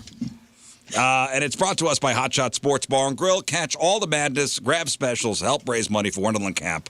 Get the details at hotshotsnet.com. From Florissant, it's Jacinia Aranjo. What a great name. Jacinia Aranjo. Longtime listener since back in the Winning Rizz days. Jacinia says, I really enjoy the first hour of the show. Love the additions to Rafe and Learn. My favorite butthurt game. Got it. Would love to hear another round. Got it. Again, she also works at the St. Louis County Library. Let's be honest, they got time over there at the library. Nobody's going. Oh, you Chalamet yourself. You Timothy Chalamet. That made me so happy when I realized what was the next day. Jacinia Aranjo is our Team Rizz member of the day. Get the super sweet Team Rizz member of the day soccer jersey. Get yourself signed up 1057thepoint.com/Team Rizz. All right, Lauren, what do we got? Howard Stern and his wife Beth, they're getting sued. Where can you go listen to some Foo Fighters for Record Store Day? Brian Cox, Go Off Queen, and this AI guy is trending in music, and so much more. All right, we got that. We got your crappy birthdays. We got the porno birthday. All that and more next in your Grab On Celebrity. Stay there. All right, welcome back to the program. Phone number 314-624-3833 or 618-398-3833. The Schreier text line, 314-649-DUMB. The Bud Light Studio Cams, 1057thepoint.com/Rizz. The socials at RIZZ Show. Your emails. Rizz Show at 1057thepoint.com. You guys seeing pictures coming back from the Artemis? I've Anybody seen see, some social pictures media of Earth. Different pictures of Earth. Pictures of Earth from behind the moon? Yeah, I saw. I haven't seen it yet. I saw some different pictures of other planets, and whoa! Did you see those? Did you see like the Venus one and the Neptune one? From Artemis? I believe so. Yeah. I'm looking at this picture NASA just put up, and it's from the dark side of the moon. Oh, that's so sick. So here's what's going on. This is your space shuttle news. After a tense 40 minutes of radio silence, the 4 astronauts of the Artemis 2 mission have reemerged from behind the moon and are officially on their way back to Earth. That is one of the coolest photos. I mean, in human history. I mean, it is. Yeah, these 4 broke the record for the farthest humans have ever traveled into deep space. It's amazing. Isn't that cool though? You can see the curvature of the moon still, which they're very close to. And then the Earth is covered on a shadow and has the, God's thumbnail Yeah. that we see on the moon when it's in whatever phase. And I the mean, Earth this is in the that dark phase. side of the moon. This is the Pink Floyd. This is the Pink Floyd album. We're living it. We're living it. So it was a historic yesterday. They swung around the lunar far side. They reached a staggering 252,756 miles from home. As I mentioned, breaking the record for the farthest humans have ever traveled into deep space. The most dramatic moment happened at 5:43 p.m. St. Louis time when the Orion spacecraft slipped behind the moon. And because the moon's massive bulk blocks radio signals, the crew was completely cut off from mission control. And right before they lost contact, the pilot, Victor Glover, radioed a heartfelt message. Quote, "We will see you on the other side." And for the next 40 minutes, the crew was entirely on their own, relying on pre-programmed flight paths until their signal finally chirped back to life. And Mission Control replied, "We hear you loud and clear." And the room erupted in relief. Now, while orbiting on the dark side, which has not been seen by human eyes in over 50 years, the crew reported some pretty fascinating sights through the window of Orion. The lunar surface looks like a lampshade with tiny pinprick holes where sunlight hits the youngest, brightest craters. The team spotted unexpected shades of green and brown among the rugged, jagged terrain. And Victor Glover, the pilot, pointed out a double crater on the north that looked exactly like a snowman sitting on the surface. And perhaps the most emotional part of the day was when the crew announced names for two previously unnamed craters. One was Integrity, named after their Orion capsule. They named another one Carol in honor of one of the astronauts' wives who passed away in 2020. That is so neat. That was a sweet video. I watched that video this morning. Yeah, Commander Reed Wiseman's he didn't late know. wife, Carol. Yeah, they did it. The crew did it without telling him, and you could tell that. And the daughters were down at Mission Control. You see the daughters? I didn't get to see the daughters, but I could see that he got kind of emotional. Yeah. That's really neat. And it was a sweet moment. So to celebrate the turn towards home, because now they're coming home, the flight controllers in Houston performed a symbolic gesture. They flipped their mission patches. The patches, which originally showed Earth in the foreground, were turned around to show the moon in the foreground and Earth in the distance, signifying the crew's officially earthbound.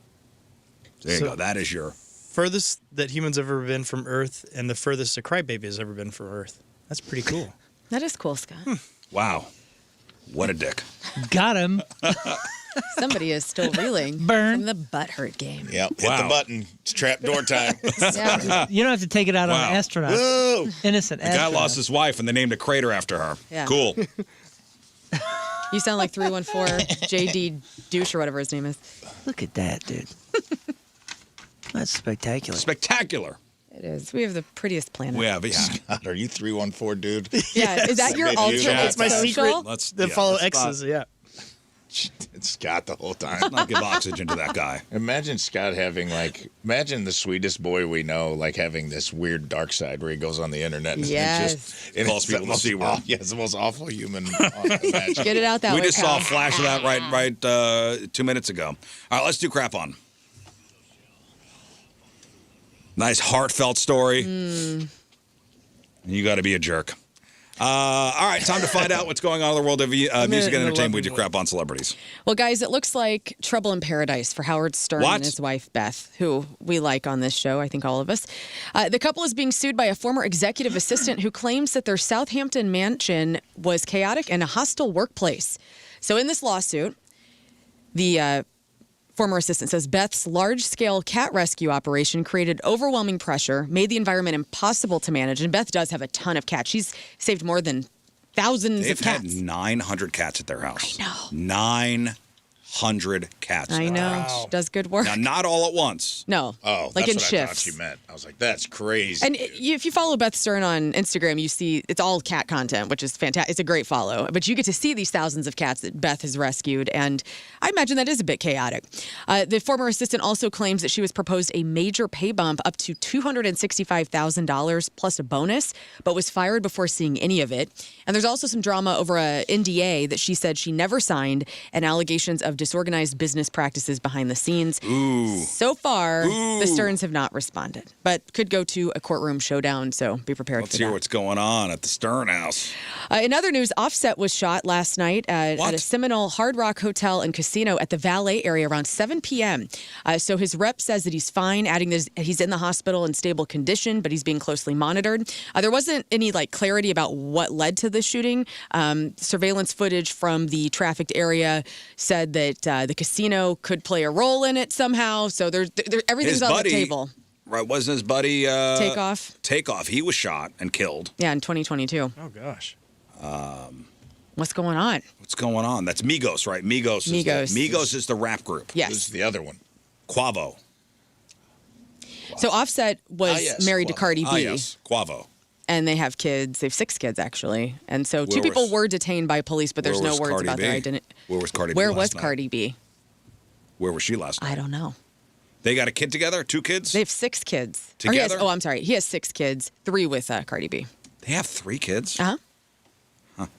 Graham Nash reveals in a new documentary about Crosby, Stills, and Nash that they showcase their deep love for each other despite all the arguments that we may have seen as parasocial fans, offering insights to their significance in music over the last 60 years. So this documentary doesn't have a release date yet, but the late David Crosby first announced that it was being made in the summer of 2021. Robert Zemeckis, known for Back to the Future and Forrest Gump, he's attached to direct the documentary. So this is probably going to be really good. I love Crosby, Stills, Nash, and Young. Are you a fan? Yeah, sure. Sure. Oh my God. I like their songs, their hits. Beautiful music. Laurel Canyon vibes. Get on it. Sweet Judy Blue Eyes. Yes. It's one of my faves. Guinevere.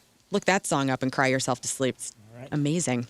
Speaking of music, Foo Fighters are sponsoring a special Your Favorite Toy listening party all over the nation for April 24th through the 26th at 200 independent record stores. And we have 3 to pick from here in St. Louis. So the Record Space and Vintage Vinyl on the Missouri side, but then Trusty Chords in Edwardsville is also going to be hosting listening parties. So go to their social media for event listening detail. Party. What does that mean? Well, Vintage Vinyl does this pretty often. I bet all of the record stores do. When there's a new album out, you go and you listen to it as a group, and it's real nerdy and it's super cool. That's cool. Yeah, that'd be fun. I'm gonna take you to this. Can I? We're gonna go. It's nightmare. I'm gonna come pick you up. We're going to Edwardsville. Vinyl and a social event is his And the nightmare. Foo Fighters. You'd have to B.A. Baracus me. You'd have to knock you me out, and then I'm in a chair tied in I will Vintage do that. Vinyl listening to a new Foo Fighters. Can I ask record. what song is Guinevere? Guinevere? You're talking about Crosby, Stills, and Nash. What song is it? You want me to hear a little Guinevere? Yeah, will you pull up It's a beautiful kind of B-side. Is that what's the song? I almost brought this to the table one day because I was listening to Crosby, Stills, and Nash, and I go, best alliteration song of all time. Is it Helplessly Hoping? That's a Crosby, Stills, and Nash joint, right? Is it? I don't know their entire catalog, but that's Where nice it's like alliteration. helplessly hoping for kind of sign. It's like every letter of every lyric starts with the same letter. Guinevere is a really sad song. A beautiful sad. I love sad music, and this song's great. I work out to this. Yeah. That's why you haven't can gained tell. any muscle. That's why I've only gained 8 pounds. My knees hurt. Here he comes. I like that. Just wait till it kicks in. Yeah, come on. Drop me some Guinevere. After Coming at this. you. The harmonies. Right after this. Don't worry, Guinevere coming back. Here we go. Green eyes These guys crush it. like yours, lady like yours. So good. Okay, well. I just good drove morning, into a everybody. wall. Damn it. That's Humor okay. me for a second. Put on Helplessly Hoping. Just play like one verse. And tell me this isn't the best alliteration in songwriting history. Helplessly helping. Helplessly hoping. Helplessly You hoping. ever seen those scenes on Crosby, Stills, and Nash, 1969. You ever seen those scenes in like Mad Men or whatever show, and they're representing the '60s, and they're sitting in a room listening to vinyl, all Yeah, this is this. smoking reefer, Yeah. and they're just sitting there, and you're like, wow, what a time to have the time I know. to listen to this. Wish I could have been there. Others nearby, awaiting a word, Now let's do a G verse. gasping at glimpses of gentle true spirit. He runs. These guys were so high when I wrote this. These guys, I love. they harmonize like a mofo. Oh, yeah. That's good right, stuff, We man. are one person. I can't believe you guys haven't heard that song. That's crazy. I like thought their that was hits. their big. I thought that was a big hit for them. That's not a big hit. Oh, That's a deep cut. I like that. I love it. No. A That's near, on the mint, way to the party. a near mint first pressing of Pink Floyd's 1973 album, Dark Side of the Moon, recently sold for $13,000 on Discogs. I was thinking of you, Moon, giving us all these pristine condition vinyl records from your dad's collection, Yeah. which was so nice of you yesterday, by the way. The album is believed to be among the first 300 copies produced and Dang. was originally owned by an EMI employee. And we were just on the dark side of the moon. We were. It all came Artemis, it together. all. The record's unplayed. It's in perfect How How much condition. did you sell it for? $13,000. That probably Dang. jacked the price up a little. On Yeah. on Discogs? Discogs, yeah. Whoa. Whoa, indeed. What is Discogs? It's to be honest, it needs to be better, but it is it's It's like a vinyl archive that's kind of eBay-ish a little. And it gives isn't it like information on records? Like it has. Yeah. So you track look up listings if you were to and look up your things. Chuck Mangione record that I gave you yesterday. Yeah. First of all, it would show just a little market detail on the right on like when the last one sold on their thing. You know, somebody like Rizz selling it to somebody like Learn and how much it sold for. But it'll have all the details: the pressing, the UPC, the track listing. That kind of stuff. It is a little clunky and outdated, and somebody needs to come on. It's just a database. Yeah, it's a database. It's a That's good database, one. but it's also like a selling platform, kind of. Right. That's a lot though. $13,000 for that record. Pretty Sure. cool. Jessica Lange is going to return for season 13 of American Horror Story, and if you're like me and you loved the Coven season, could this be a Coven season for witches again? I hope so. Fingers crossed. She has not been in any seasons as of recently. Filming for season 13 began. She was spotted on set. She's got a blue dress on, generating all sorts of excitement for fans. And the cast for season 13 includes all sorts of notable returning people like Sarah Paulson, Evan Peters, Angela Bassett, Kathy Bates. He pretty much hires the same people to do all these, He does. right? Yeah, and it's He's got cool. his faves. There's no real leak out there as to what the season is going to be about or what Jessica Lange's role is going to be, but I love her and I can't wait to see her again. CBS is going to be replacing The Late Show with Stephen Colbert with Comics Unleashed, hosted by Byron Allen. Byron Allen. Starting on May 22nd, the programming shift marks CBS's exit from producing original late-night content, and Byron Allen expressed gratitude towards CBS for their confidence in his shows, stating that the aim is to provide a platform for comedians and laughter in late-night television. Okay, confidence. He's paying for the time. Okay, so he pays to have his shows put on TV. Okay. Byron Allen. Byron Allen. You know that guy's like He's a hella billionaire. rich. I had no idea. He owns a Weather Channel. That's crazy. Really? Yeah, I never knew that He's been until around recently. forever. I've Like, never Comics heard of him. Unleashed has always been a show, but it was always on at like 1 o'clock in the morning, and it was just kind of be on at weird times. There's another It's thing- interesting to know that. There's another thing that he has on that replaced James Corden after that. It's another comics thing. Well, I mean, good. I gotta And say, so I gotta nobody be knows the grateful. name of that, so I have a lot of hope for this. There's no hope for this. This Yeah. is paid. This is paid programming. Comics Unleashed has been on for a long, but I mean, people do watch it. Look at this, brother. So I mean, he's smart. He's putting like professional comedians on, letting them Right. be No, funny. it is a platform, and it'll be Colbert's old spot. But As a Byron, comedian- Byron Allen is a incredibly wealthy guy. Yeah. Again, he owns Weather Channel, a whole bunch of other big properties. But he doesn't. He tried to just buy Paramount. Yeah. He doesn't dominate that show though. He kind of kicks it to the guests and lets them be funny. So Let me ask you this: as a comedian, like, would that be something you would, instead of a late night spot, would you seek this to be on? And, I mean, and I is would that the if they same? offered it, I would go do it. There's no downside to doing it. I don't know that late night it's a feather in your cap and it's great. And if I got asked to do the Tonight Show, I would love it. It does not hold the weight it once held because everything's clipped up and put on the internet. Like you used to be able to be a comic, do late night, and if George Clooney was the guest, you're riding the popularity of George Clooney and everybody that tuned in to see him. And you might be getting in front of 1 million people. Now I'll see like Tonight Show clips that get like 4,000 views on YouTube. It just depends. Like it's No, this Byron Allen thing. still a great It'll- thing, and it's a huge honor to be asked. But It'd be nice to be asked. It's not moving the needle much for you. yeah, nothing does anymore. The needle. It's hard to get a big needle jump.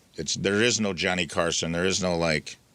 As a comic, there's no, and I don't know if it's like that for music or not. Moon could speak to that, but it's like there used to be these things that like if you got this thing, you were going to go from obscurity to being like a known name overnight, and that's just very rare now. Yeah, like the mileposts of a career Yeah, ascension. the milestones are smaller now. It's Right. like Not only that, all the analytics are broken up into 1 million different things, That's what and I'm saying. you can literally go on a TV show and analyze if it helped in any sense, and when it doesn't, you go, oh well, now you know. now it's a no. So and that word gets spread, or one agent goes, oh, this person just did this. We took time out of it. We didn't do a show. Instead, we went on this television broadcast, and it was only worth this amount of dollars. I'll have none of my people go on that show now. Well, you're talking about the old days of being on Carson and then overnight being very famous. That's Yeah. not the way it is anymore. Well, and one way comedians do get more famous is by going on podcasts, especially something like Armchair Expert. Nikki Glaser was on there for her second episode, and I listened to it yesterday. She's got a new stand-up special that was filmed at the Fox Theater called Good Girl, coming out on April 24th on Hulu and Disney Plus, or Hulu and Disney Plus. And she was talking about that, how Dak Shepard said that his daughters, that I think are like preteens or in their early teenage years, they love Nikki Glaser, and they're excited that she was coming over to the house to get interviewed. And Dax as a dad was like, wait a minute, how do you know so much about Nikki Glaser? Because her content in her comedy it's so specials are dirty. so raunchy, right? And so Nikki was actually saying, I would love to know how they know me. Like, are they seeing clips on Instagram? She's like, I'm always curious about how we move the needle to Yeah, you be gotta found. analyze it. Her stuff is so dirty. One of her last specials, I was listening to it outside. I had to go inside. I was in my backyard. I was scared of my Well, neighbors. I'm here. going to give you a little, she's got 10 minutes on vagina in this new one. Hard 10. Wait, what? On vagina She specifically. talks about she her said. vagina? She did. Educational? It is educational, and her dad's front row Wait, allegedly, and she talks about having a supportive the father. Nikki Glaser I know talks about her lady parts. Trigger warning: vagina will be talked about. What? I know. Kirkwood's own? That's new Kirkwood's for own. her. I look forward to it. Again, April 24th, Good Girl from Nikki Glaser. Moon sent me this. Actor Brian Cox is proving he's got zero filter these days. In a new interview with the Succession star, he takes aim at everybody, calling out director Quentin Tarantino being overrated, saying his movies are more about style than substance. This is the old guy from Succession. Right, the dad. Yeah, the dad, the Rupert Murdoch he is character. This guy gives no Fs. I know, and I kind of love it. He's got the face of a guy who has reached whatever the age is. He got You something know what about he has? himself in Succession. You know what I Did mean? he? Do you think that's the I closest do. one? I think that was him. There wasn't actually. acting involved? Yeah. This guy has the constant look of, I've had it. This is you in a couple more Oh, how years. dare you? That's Wait enough. till you know what? That's You're a right. compliment. This is my book. That's This right. is When I your write my dream. book, Yeah, that was not a burn on you at all. when my book comes out, you wait. I'm telling. Just be nice to I'm Tim. telling That's everything. all I ask. Everything. Well, Brian Cox. Hear that, Scott? I look forward to it. Brian Cox reignited drama with his co-star Jeremy Strong, who's also in Succession. Strong actually begged him to stop talking about his intense method acting, which Cox said is just annoying. And if that wasn't enough, Love this Cox clip. is also sounding off on Hollywood acting techniques and even society at large, basically saying at nearly 80 years old, he is done holding back. So Okay, so he went Jeremy off. Strong was the son. Yes. The messed up son. The one that was like That wasn't the oldest son that was Kieran. well, maybe not the oldest son, but the one that was supposedly in line for succession and was fighting for it so hard. And then went crazy. Yes. So apparently Jeremy Strong was method acting. Yeah. Yeah, he's He was known for that. He was that character off. Right. When they were not filming. And Brian too. Cox had Brian no Cox time for called this. it annoying, and Yeah. it's like. Get out You're of not. here. He said basically said you're not Daniel Day-Lewis. Right. And even Daniel Day-Lewis wouldn't act like this. You prick. That's a direct quote. The interview's hilarious. Yeah. He is just going off about Everything. It's called Everything. acting. Learn to do it. He's like, cameras roll, you become a different person. Cameras off, go back to being yourself. I'm Brian It's Cox. very like old guard. It's awesome, dude. The whole interview is hilarious. He was, he was No great patience. in Super Troopers. Yeah, you're right. He was the chief in Super I Troopers. remember that. So funny. He's a great actor. I love him as He's an 80 actor. years old. Live it up, man. The Netflix docuseries titled Hulk Hogan Real American features the final interview with wrestling legend Hulk Hogan. So the documentary is aiming to explore all of the different complex relationships that Hulk had Okay, with let me people. ask you this. As Still a doesn't Hulk make any Hogan sense, fan, does it? What? He's dead? Yeah, so weird. Like every time you tell me that, it's like I'm getting the news for the first time. Like, well, I don't know. I didn't believe it before. Is there anything we don't know about Hulk Hogan at this point? Well, yeah. He talks about having two identities, so maybe that'll give a little bit more insight. I mean, to Terry. There's Terry. Hi, I'm Hey, Terry. Terry. Hi, Terry. And then there's Hulk. But he talks about, admitting to indulgences, having all the personal failings that he had with his family, tumultuous lifestyle. And I got a little audio here for the trailer if you're Terry. interested in this, Terry. There's Hulk and there's Terry. Terry Hogan.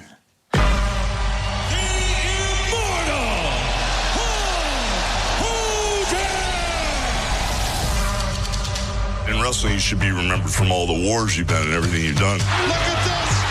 I don't believe it! Some people hate me, but after I'm gone, I think people don't know the truth. Who was this guy really?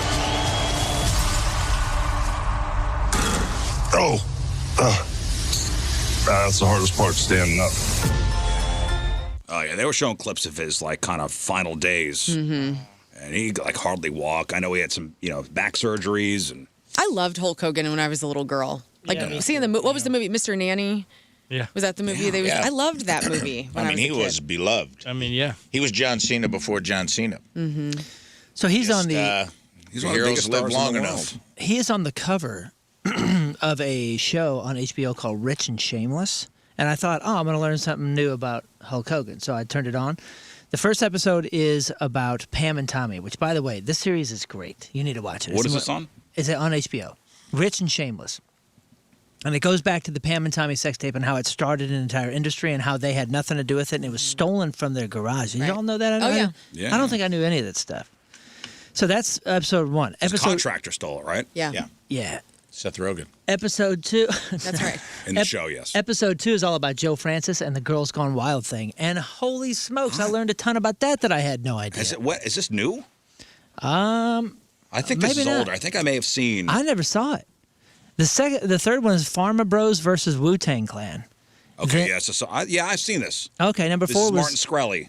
Yeah, Martin Shkreli and the Wu-Tang Clan album. Where did Brian Williams go from the NBA? Number 5 was Mysterious Disappearance of the Bitcoin Millionaire. 6 was The Heiress and the Sex Cult. And then number 7 was Peter Nygaard's Unseen Tapes. But man, it was a good show, and no Hulk Hogan. But he's on the cover. Weird. So maybe there's a new season? Maybe they were going to do the Gawker one because it was Hulk Hogan versus Gawker. And there wound up being a separate... I bet you there wound up being a separate documentary, which there was, just on that. And I bet you that's what maybe is part of that series. Oh, okay. There was a separate Gawker and Hulk Hogan documentary. When Hulk Hogan, when they put a clip of his sex tape on Gawker, it ended it. Yeah. Ended Gawker. That's a wild story, too, like how that all happened and who paid for the lawyers and Look up that. things. Look up that situation. Rich and Shameless, so you gotta check that out because that Pam and Tommy stuff I didn't know, and whoa, was it fascinating. The only reason why I knew is because of that Pam and Tommy miniseries they did on Hulu that Seth Rogen produced. Yeah. And they kind of went through all that. Dude, it makes her look, I mean, holy crud, is that woman amazing. Pam amazing. Anderson? Yeah, absolutely she is. How she handled that whole thing. And how People she's would still have handling lost it. her mind. She was avoiding Seth Rogen at the Golden Globes this year because she is just so... She is living in Canada and like living like a really quiet life, and she's just been mistreated through all that. Like, can you imagine like the exploitation of having a sex tape with your husband be stolen out of your house? Put makeup back on again. Dude, she didn't put makeup back on. That gal is a hero. I don't care what you say. I love she Pam. freaking rules. For all you potheads out there, 420 is just around the corner, and Jimmy Kimmel produced 4 20-minute documentaries about cannabis culture, and it's going to be coming to Hulu. It's called 4x20 Quick Hits, and it's going to premiere on 420. Kimmel says Christmas has a whole cable channel dedicated to holiday programming. For 420, we made 4 20-minute long documentaries for those who celebrate with trees of a different kind. And so the 4 different episodes, one is called Highly Unlikely, and it's about Harold and Kumar Go to White Castle and how that got to the big screen. The second one is about High Times and about High Times Magazine. The third documentary is The Legend of Ganjosaurus Rex, and it's about a cult classic film that was made by pot growers in protest of the war on drugs. And then the fourth episode will be called Bong Voyage, and it follows artist Jason Harris and how he built a successful bong company. So 420 is coming up in a couple Mondays, and maybe you want to watch this. There's new details on Judd Apatow's upcoming country comedy called The Comeback King, starring Glenn Powell as the country western star in a free fall. It was written by Judd and Glenn. It's going to hit theaters on February 5th, so be on the lookout for that. And finally, an artist named Eddie Dalton has 11 songs in the iTunes Top 100, including 2 of the top 10. He also has a number 3 album, and one of his songs is called Another Day Old, has 1.4 million views on YouTube. However, this guy doesn't exist at all. This is another AI artist just hitting it big. And so here is a little Eddie Dalton for you, if you haven't heard it yet. We're just passing through time, like the wind through the pines. Just small little pieces in a bigger design. The older I get, I feel like I got a spatula in my hand right now. Oh, yeah? ain't nothing wrong with Flipping being burgers? another day old. So this is AI. This is AI. I looked at the YouTube video, and so Eddie Dalton is a black AI-generated man and of the creation of a person named Dallas Little. Is he flipping burgers? And on a record label? No, he's I just felt like I felt like I was out on the deck. A lot of these record labels will own these things. They'll sign the artist or the really? creator or whatever. And I didn't see anything about a record label, but this guy's saying all the songs are written by me, and he's AI generated, and he's taken So ownership he's of written everything. this. So a real guy wrote the songs. It's just an AI person singing. Yeah, Or an AI person. it's an AI person. An AI Band and AI singing. It's AI singing. Yeah, It's a poet Eddie Dalton. writing. If you like that, check him out. And that's your crap on celebrities. How is that name not taken already? Eddie Dalton. I feel when you said Eddie Dalton, I'm like, oh, that's somebody else that I missed in the 60s or 70s. Well, there's a senator. It's a great name. With the same name, I Eddie guess. Dalton. Celebrity celebrating a birthday today, David Otunga. That is the WWE commentator that most of us know. He's 46. Tiki and Ronde Barber is 51. Bill Bellamy, 61. Russell Bill Bellamy, Crowe huh? is 62. Yes, friend of the show. Smells excellent. Yes, he does. One of our better smelling guests. Buster Douglas is 66. Jackie Chan is 72. I started a Jackie Chan movie yesterday. I had no idea. There's another Karate Kid. Came out last year. Jackie Chan and we Ralph watched Macchio. Rush Hour 2 on Saturday night. And that you- movie sucks. Yeah, so you It came really in is with a not glowing good. review. Chris Tucker has got to be one of the most annoying characters in movie history. Well, it did well. I know it did Didn't well. those movies just smoke at the box office? Yeah. I think so. Am I wrong, though? I mean, Chris Tucker's character. I mean, he basically retired. Well, I think that was due to religious reasons or something. Chris Tucker? Partially. Yeah. He also said he had a little run where he made a bunch of money and then he ran out of money. Well, Oh, is that a fact? But yes, that is he a fact. quit because he was like, I have all the money I need. And he got into he was doing a lot of good work. He was going over to he was doing a lot of AIDS, humanitarian missions in Africa and stuff like that. He just I don't know if that was a religious thing or what, but he kind of went out. But then when he ran out of money, he had to come back. And he was in the Epstein files. I did hear that, yeah. That's crazy. In what way, though? Was Well, it mentioned? Appeared in He was on photographs a with Jeffrey Epstein's files released by the Department of Justice, primary showing him in 2002 during a humanitarian trip to Africa. Images show him with Ghislaine Maxwell and Ghislaine seated near Bill Clinton at a dinner. Oh, interesting. Interesting. Tony Dorsett is 72. John Oates is 78. And Francis Ford Coppola is 87 years old today. All right, today's porno birthday is Sophia Locke, and today's birthday girl's been in 521 fine films, including Bad Boy Therapy, Cheating Housewives 6, Double Butts, Feast of the Flesh, Hidden Vibrations, Into the Filthyverse, Parts 1 and 2, Prison Sluts, Whipped Ass 22, and who could forget her role in 2024's Please Make Me a Lesbian 25. Please. Into the filthy verse. Sophia Locke is 41 years old. That's your porno birthday. Those are your crappy birthdays, and that was your crap on celebrities. All right, let's take a break. We'll come back, and we are going to play 3 and 5. That's right. Everybody loves this game. So Moon will give you a category. You name 3 things in that category within 5 seconds. 2 out of 3 categories right, you win your choice of prizes. No ums or ahs to start your answers. I ain't fooling today either. Nice. But Well, neither are the judges today. I hope you win.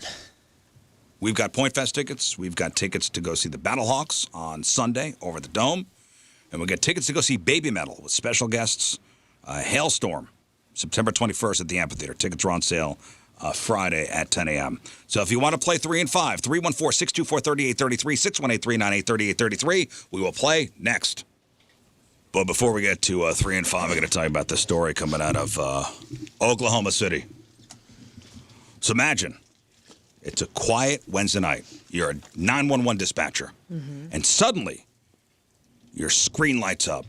High-speed pursuit in progress. This is 9:30 last Wednesday. Not your average stolen car, guys. This was a situation that turned into every first responder's worst nightmare.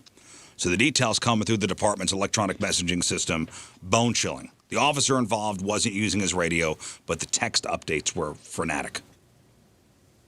As dispatchers watched the officer's icon race across the map, a message popped up that stopped everyone in their tracks. The suspect had thrown a baby out of the car window. Oh, no. Had thrown a baby out of the car window. The chaos escalated instantly. Another officer joins the chase. Then came a second horrifying update. The driver had reportedly run over a pedestrian. The response was massive. The Oklahoma Highway Patrol jumped on the comms to offer air support and backup. The Oklahoma City Fire Department scrambled trucks to the scene to search for the infant and treat the person who had been hit. Every second felt like a matter of life and death as supervisors tried to coordinate a rescue in the middle of a high-speed hunt. Finally, a police officer stepped in to terminate the pursuit for public safety. The tension in the room was at a breaking point until one last message blinked onto the screen. April Fools. Oh, my goodness. Oh, yeah. Oh, yeah. Oklahoma The baby City. didn't exist. Nobody had been run over. The chase was nothing more than a couple officers messing around. We're living in idiocracy, dude. Oh, my gosh. That sucks. What is real is the highway patrol jumping in to offer air support and backup. The fire department looking for the baby that had been thrown out the window. Dude, no way. They're out of a job, right? Yep. Holy smokes. That's worse than the fake Amber Alert we had here. So this is several officers that have been placed on administrative leave. They are facing a serious investigation for misusing emergency resources and breaking the public's trust. Dang. Suffice it to say, nobody was laughing. No, it's like a serious industry. Like, can't play. Sorry. It's just, like, there's some industries you just can't play. I see a baby on your road. Yeah. What? I see a baby in your highway. I see a baby on your road. Oh, dude. No, you can't do that. R.I.P. Officers. July 26, 2016. You can't do that. All right, let's give away some stuff. All right, today's contest is sponsored by Universal Windows Direct. You'll be saying, I love my windows. All right, we're playing 3 and 5. That's right. Very easy game. Or is it? So Moon's going to give you a category. You name 3 things in that category within 5 seconds. 2 out of 3 categories right. You win your choice of prizes. Again, stay on topic and no ums or ahs to start your answer. It's going to be great. You're going to do well. Just keep your calm. 5 seconds is a long time. Stay cool, baby. Stay cool. Stay cool. Stay cool. Everybody be cool. Tell that listener to be cool. Stay cool. We've got Point Fest tickets. We've got St. Louis Battlehawks tickets. We've got tickets to go see my favorite group and my mother's favorite group, Baby Metal. Oh, yes. Roseanne loves Baby Metal. Loves Baby Metal. Playing with Moon's favorite group, Hailstorm. So, 314-624-3833 or 618-398-3833. Let's play the game. Let's play the game. Aaron, good morning, Aaron. Good morning. Aaron, are you ready to play 3 and 5? Yes, sir. Are you locked in? Yes. Let's go. Locked in. Locked in. All right, brother. Give me 3 words that rhyme with cat. Bat, rat, bat. Oh, no, you did not. Did he get it in time? Cat, rat, bat. No, you did not get it. He did not get it in time. sorry. It was not a buzzer beater. No. Oh, damn, Learn. What part of no do you not understand? I don't know. Try harder. Okay, Aaron, next. All right, name 3 movies in theaters right now. Nope. You're out. Buddy. Aaron's out. Good luck next time. Just so you know, when you call up for this game, that question may come up. It's become a running joke, a standard, if you will. And now it's over for the day. Or is it? Nobody. We don't. I don't know the answer. You're right. It may be the next. It may come be up. the very It next may question. come up. It may be the question right here for Joe. Hello, Joe. Hello. Hey, Hey. Joe. Okay, Joe. Okay, Joe, are you ready? I'm ready. Wait a second. Okay. Now it's Joe time. It's Joe time. Let's go. Let's go. Okay, here we go. Name 3 animals with horns. Elk, deer, bull. Okay, Learn. antlers are not horns per se, but they are like a horn But in did- deer world. What? Rafe, I'm going to It's need your. showtime. Can I get you to weigh in on this? It felt late. I say no. Sorry. Joe, get it together. Sorry, Joe. It felt That's late. all right. All right, Okay, stand all up. right, Get up. let's The go. Say baby it with your story chest. threw me off. All right, Here let's we go. Okay. Name 3 movies in theaters right now. Project Hail Mary, They Will Kill You, the drama. Let's go. Nice. I'm so proud of you. This is great. I don't know if that's true or not, but it sounded We're rolling good. with it. We're Yeah. rolling with that. All right, for the win, Joe. Name 3 things that spin fast. A top, a roller coaster ride, and a ball. Yes. And a ball. What? What? Like on the finger? Yeah, Basketball no, stick? I'm with you, Joe. I know exactly. Are you giving it to him? I am giving it to him. I love spinning balls on my finger. You Yes. ever do that? Okay. Yes. If that's what he meant. Atop a roller coaster and a ball. Love it. I knew What? exactly. Hey, Moon, what movies did he say? The drama. He said the drama. He said Project Hail Mary, and he said the third one. You don't even know what's in Wuthering theaters. Heights? You don't even know what's in theaters. I don't need to know. Do you Yeah, think you Alex do. needed to know everything? He's got it right there on his sheets. Do you have it on your sheet? No, I have the next questions because I am prepared to continue the game. You don't have any idea. I don't need to know. Matt? I'm not the judge. What? All right, Matt. You ready to play? I'm ready to play. All right, let's go. Name 3 things that are always hot. Sun, stars, stove. What was the last Summertime. one? What did you say? What was that last one he said? Well, I said summertime. No. Okay, wait. Summertime's always hot. I mean, summertime is always hot. Did he say summertime or I said feel like something you said before? you He said something before, and then like it was film. after the buzzer. You said film or Rafe, you want to weigh in? No, I said oven, but then I also said summertime, so I gave you 4 of the Okay. 3. Yeah, we'll give it to him if he said you know oven. I heard film because I'm deaf. Hello. Awesome. He did say something before summertime. Summertime was after the buzzer. Oh, you Right. think so? I thought even summertime was before the buzzer. No, I he think said you got oven it. before. Yeah, I agree. I said it before the buzzer, but Yeah, I'm Matt, on your let's calm side, down. brother. thank you, Let's man. calm down over there, okay? Okay. Name 3 things that are always cold. Antarctica, ice, wintertime. Love it. This man loves the season. Okay. Ben? Yep. All right, Ben. Here we go. You calm down as well. Ben, All right. Ben, calm down and name 3 things that are always loud. I don't know. Women, dogs, traffic. Fought so hard. Women. I Panic. don't know. Those are the first 3 in my head. All right, Ben. Come on. Let's go. Ben, you fought so hard for the first one. Name 3 brands that start with the letter N. Nabisco, Nissan, Necco. Oh! Necco. Necco wafers. Yeah, I know. Is that the brand? I mean, it's It not a better regular be. wafer. Necco Let's look it up. wafer. Gotta be, right? Yo, Nabisco. it is the brand. Give it to him. Let's Give it to him, dude. That's a crazy. That was That was- spectacularly it really done. was. No Yeah, Nike. Nike even. out there. And you gave us drama. I thought you were going to go Nike, Yeah, New Balance, Necco. and then figure it out from there. They make the hearts too. Necco Should've. conversation hearts. Who knew? okay. Brother, Good job, you, man. you got it, dude. Yeah. It's either the dumbest answer or the smartest answer I we've thought that ever was heard. great. I'm not sure.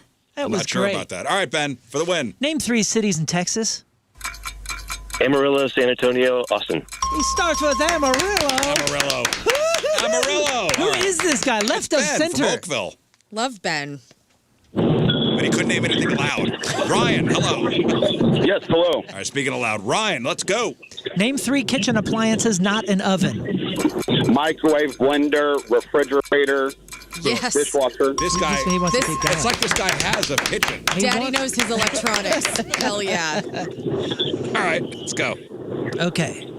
Name 3 things made entirely of glass. Bongs, Yes. windows, mirrors. Oh, tough one, buddy, it's a tough you one. did a really good. That's a tough one. That was a Bong tough window one. mirrors. He started off All right, right. here we go, Ryan, for the Oh, win. let me think. Let's see. Name 3 foreign car manufacturers. Mitsubishi, Honda, Lexus, Toyota, What's up? Ferrari. You don't have to overdo it. We get it. Got You're it. very Now he's smart. just showing off Yeah. Mr. 3 and 5. with his windows open. Mr. 9 and 5. He's ready to rattle them off. Mr. I had a Monster Energy drink for breakfast. Matthew. Yes, I'm here. All right, Matthew. Let's go. Name 3 things that are always sharp. Knife, nails, screws. Yep. Knife, nails, and screws. Hell yeah, brother. What, Rafe has got puzzled Screws look have a on his- little dilly-dally on the end. Some of them. They are sharp. You at said the end. always sharp?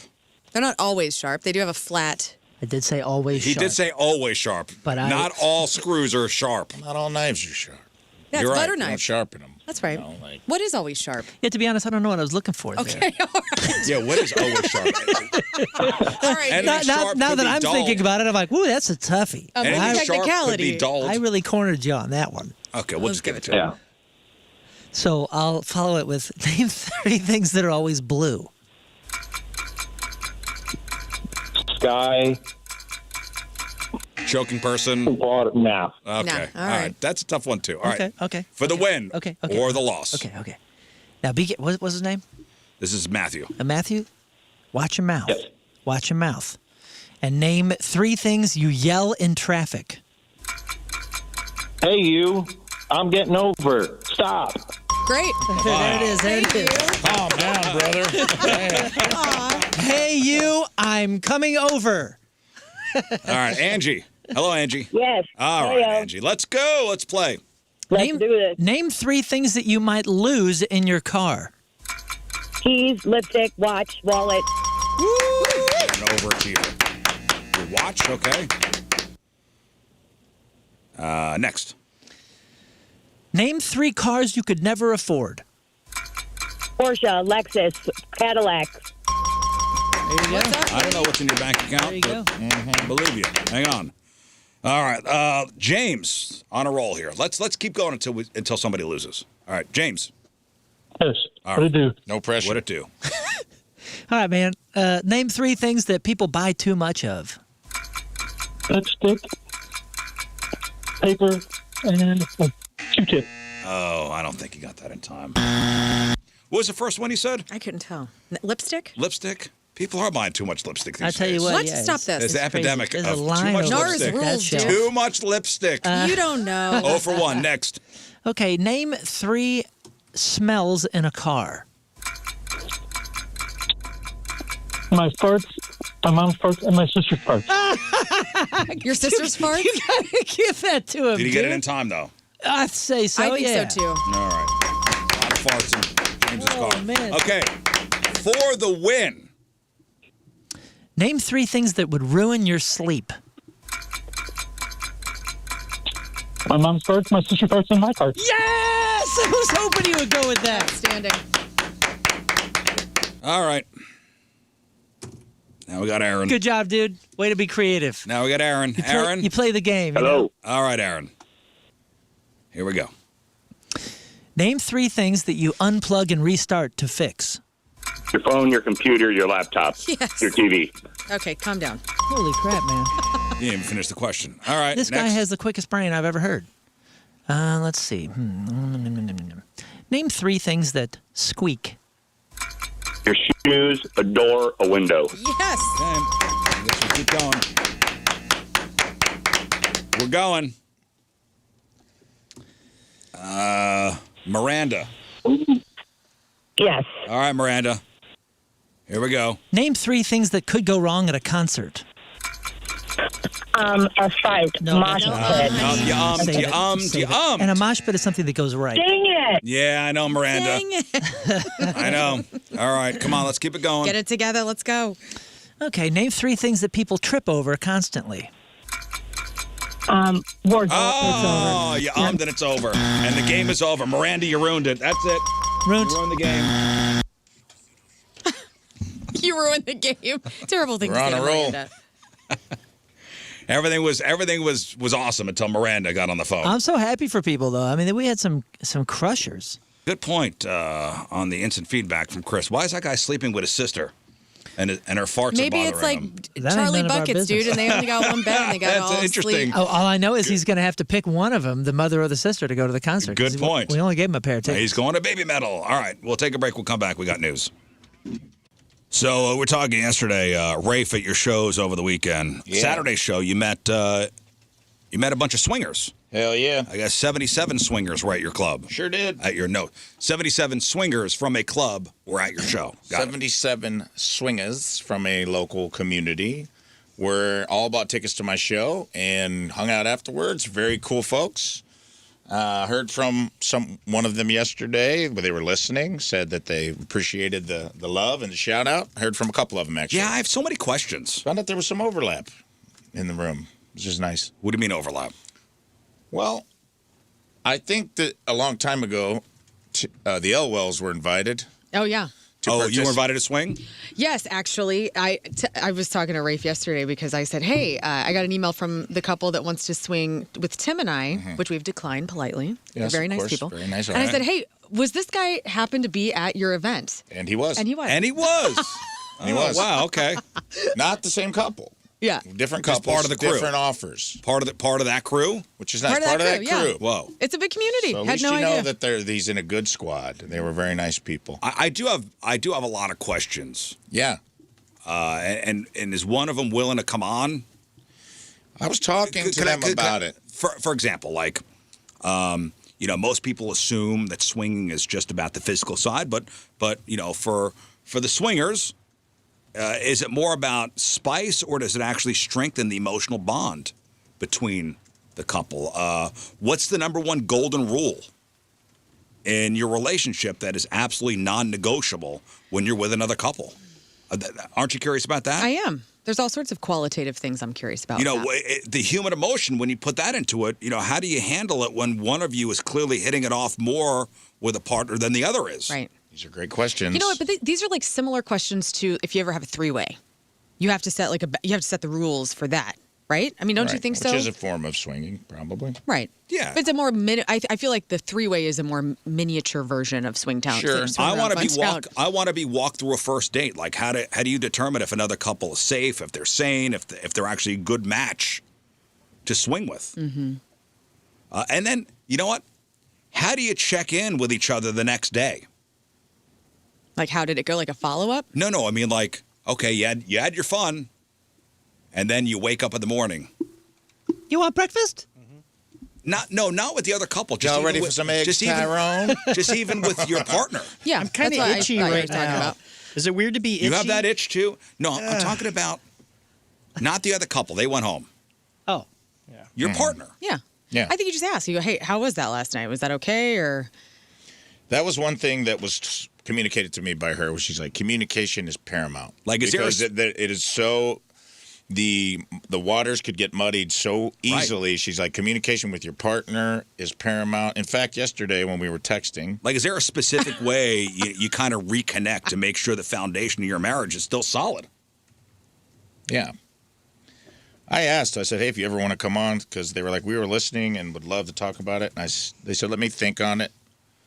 We don't hide it, but don't always discuss it openly. The idea of bringing education and clarity to a lifestyle that's wildly misunderstood would be fun. I just have to talk to my partner. Well, there is, of course, the social stigma. We don't venture into anything lifestyle related without prior discussion. Do your civilian friends, know sense. about this part of your life, or do you, Sure. Or do you have to maintain a double life to avoid being judged? Now, how's your view of monogamy changed since you started doing this? Do you think, the traditional one person for everything model is flawed?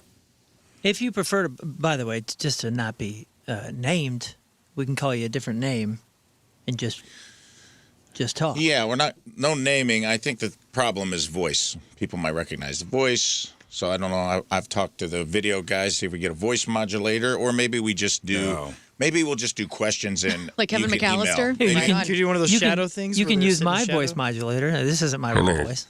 Yes, swinging is actually very not commonplace in Baldwin, Missouri. Here's another question. I wrote all this stuff down after we talked about it yesterday. Yeah. So for couples in this swinging lifestyle, especially if you have kids, if you have kids or you have professional careers, how do you navigate the what if we get caught anxiety to the whole thing? Right.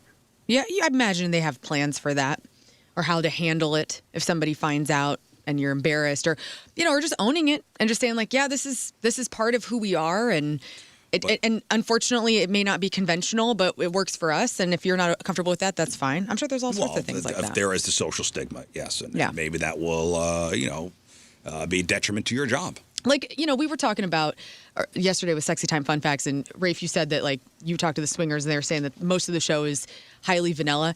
That's what we let on. Like, I'm not airing out the things Tim and I do on this program. Like, there is a lot of stuff that is kept behind, that I'm not telling friends, that I'm not talking about. So I can see where we could be very vanilla, but that's by design in itself. I just don't feel the need to, like, share as much because it is so deeply personal. That's good to tell the audience. You know what I'm saying? I'm an open book. No, I mean, for my sex life with Tim, I'm not going to, you don't talk about that stuff either. Like, there's just I'm stuff very that is vanilla. behind the scenes for I don't think they us meant it only. that way. I think they meant it like opinions that are expressed on the show seem to be very traditional and square in that way. I don't think it's necessarily an insult. What does that mean? They're just saying like that a lot of traditional opinions about relationships. Like traditional and values. Traditional, whatever. Like traditional viewpoints I'm sorry about for being a one-chick guy. Yeah, I think Square. it's that. And, Call me square then. yeah. Got one woman Sorry, for me. buddy. It's not a bad thing. Well, I got questions. Well, let's get you some answers. I have questions too. Okay, we have a swinger on the phone. Oh. All right. And what would you like to call yourself? Mr. Dirty. Mr. Mr. Dirty. Dirty. Mr. Dirty. Hi, Iggy. Off to a good start. Mr. Dirty. All right, so let me pepper you with some questions, Mr. Dirty. What's the number one golden rule in your relationship that's absolutely non-negotiable when you're with another couple? Trust. Like, there's always preset boundaries. Some people say that there's not, but everybody's got their safe word, you know? Like, hey, that's too much. But you got to go in with a plan, though. Like, all right, That's number one. You have to trust them. This is what you can and this is what you can't do with the other person, right? I'm sure that's got to be discussed before. Yeah, there's always preset boundaries, even with the people who say there's not. Okay, so and what about the morning after when you're with your partner? So you said you were a swinger or you do swing still? Oh, I do swing. I've been in it for over 20 years. Hell yeah, man! I want to high five. Are you Wash married? your hands first. I was in a relationship for 18 years, and we would swing. Like, every once in a while, you know, pleasure's pleasure. It's great for everybody. Yeah, but is it weird in the morning? Is it weird, like... Oh, no, it almost makes me love her more, you know? Like, you had so much fun, baby. So did I. So you kind of like bond over this. This is kind of like your kink and lifestyle that you like living. That's the time. And you feel probably more understood by your partner because she is similar to you in this nature?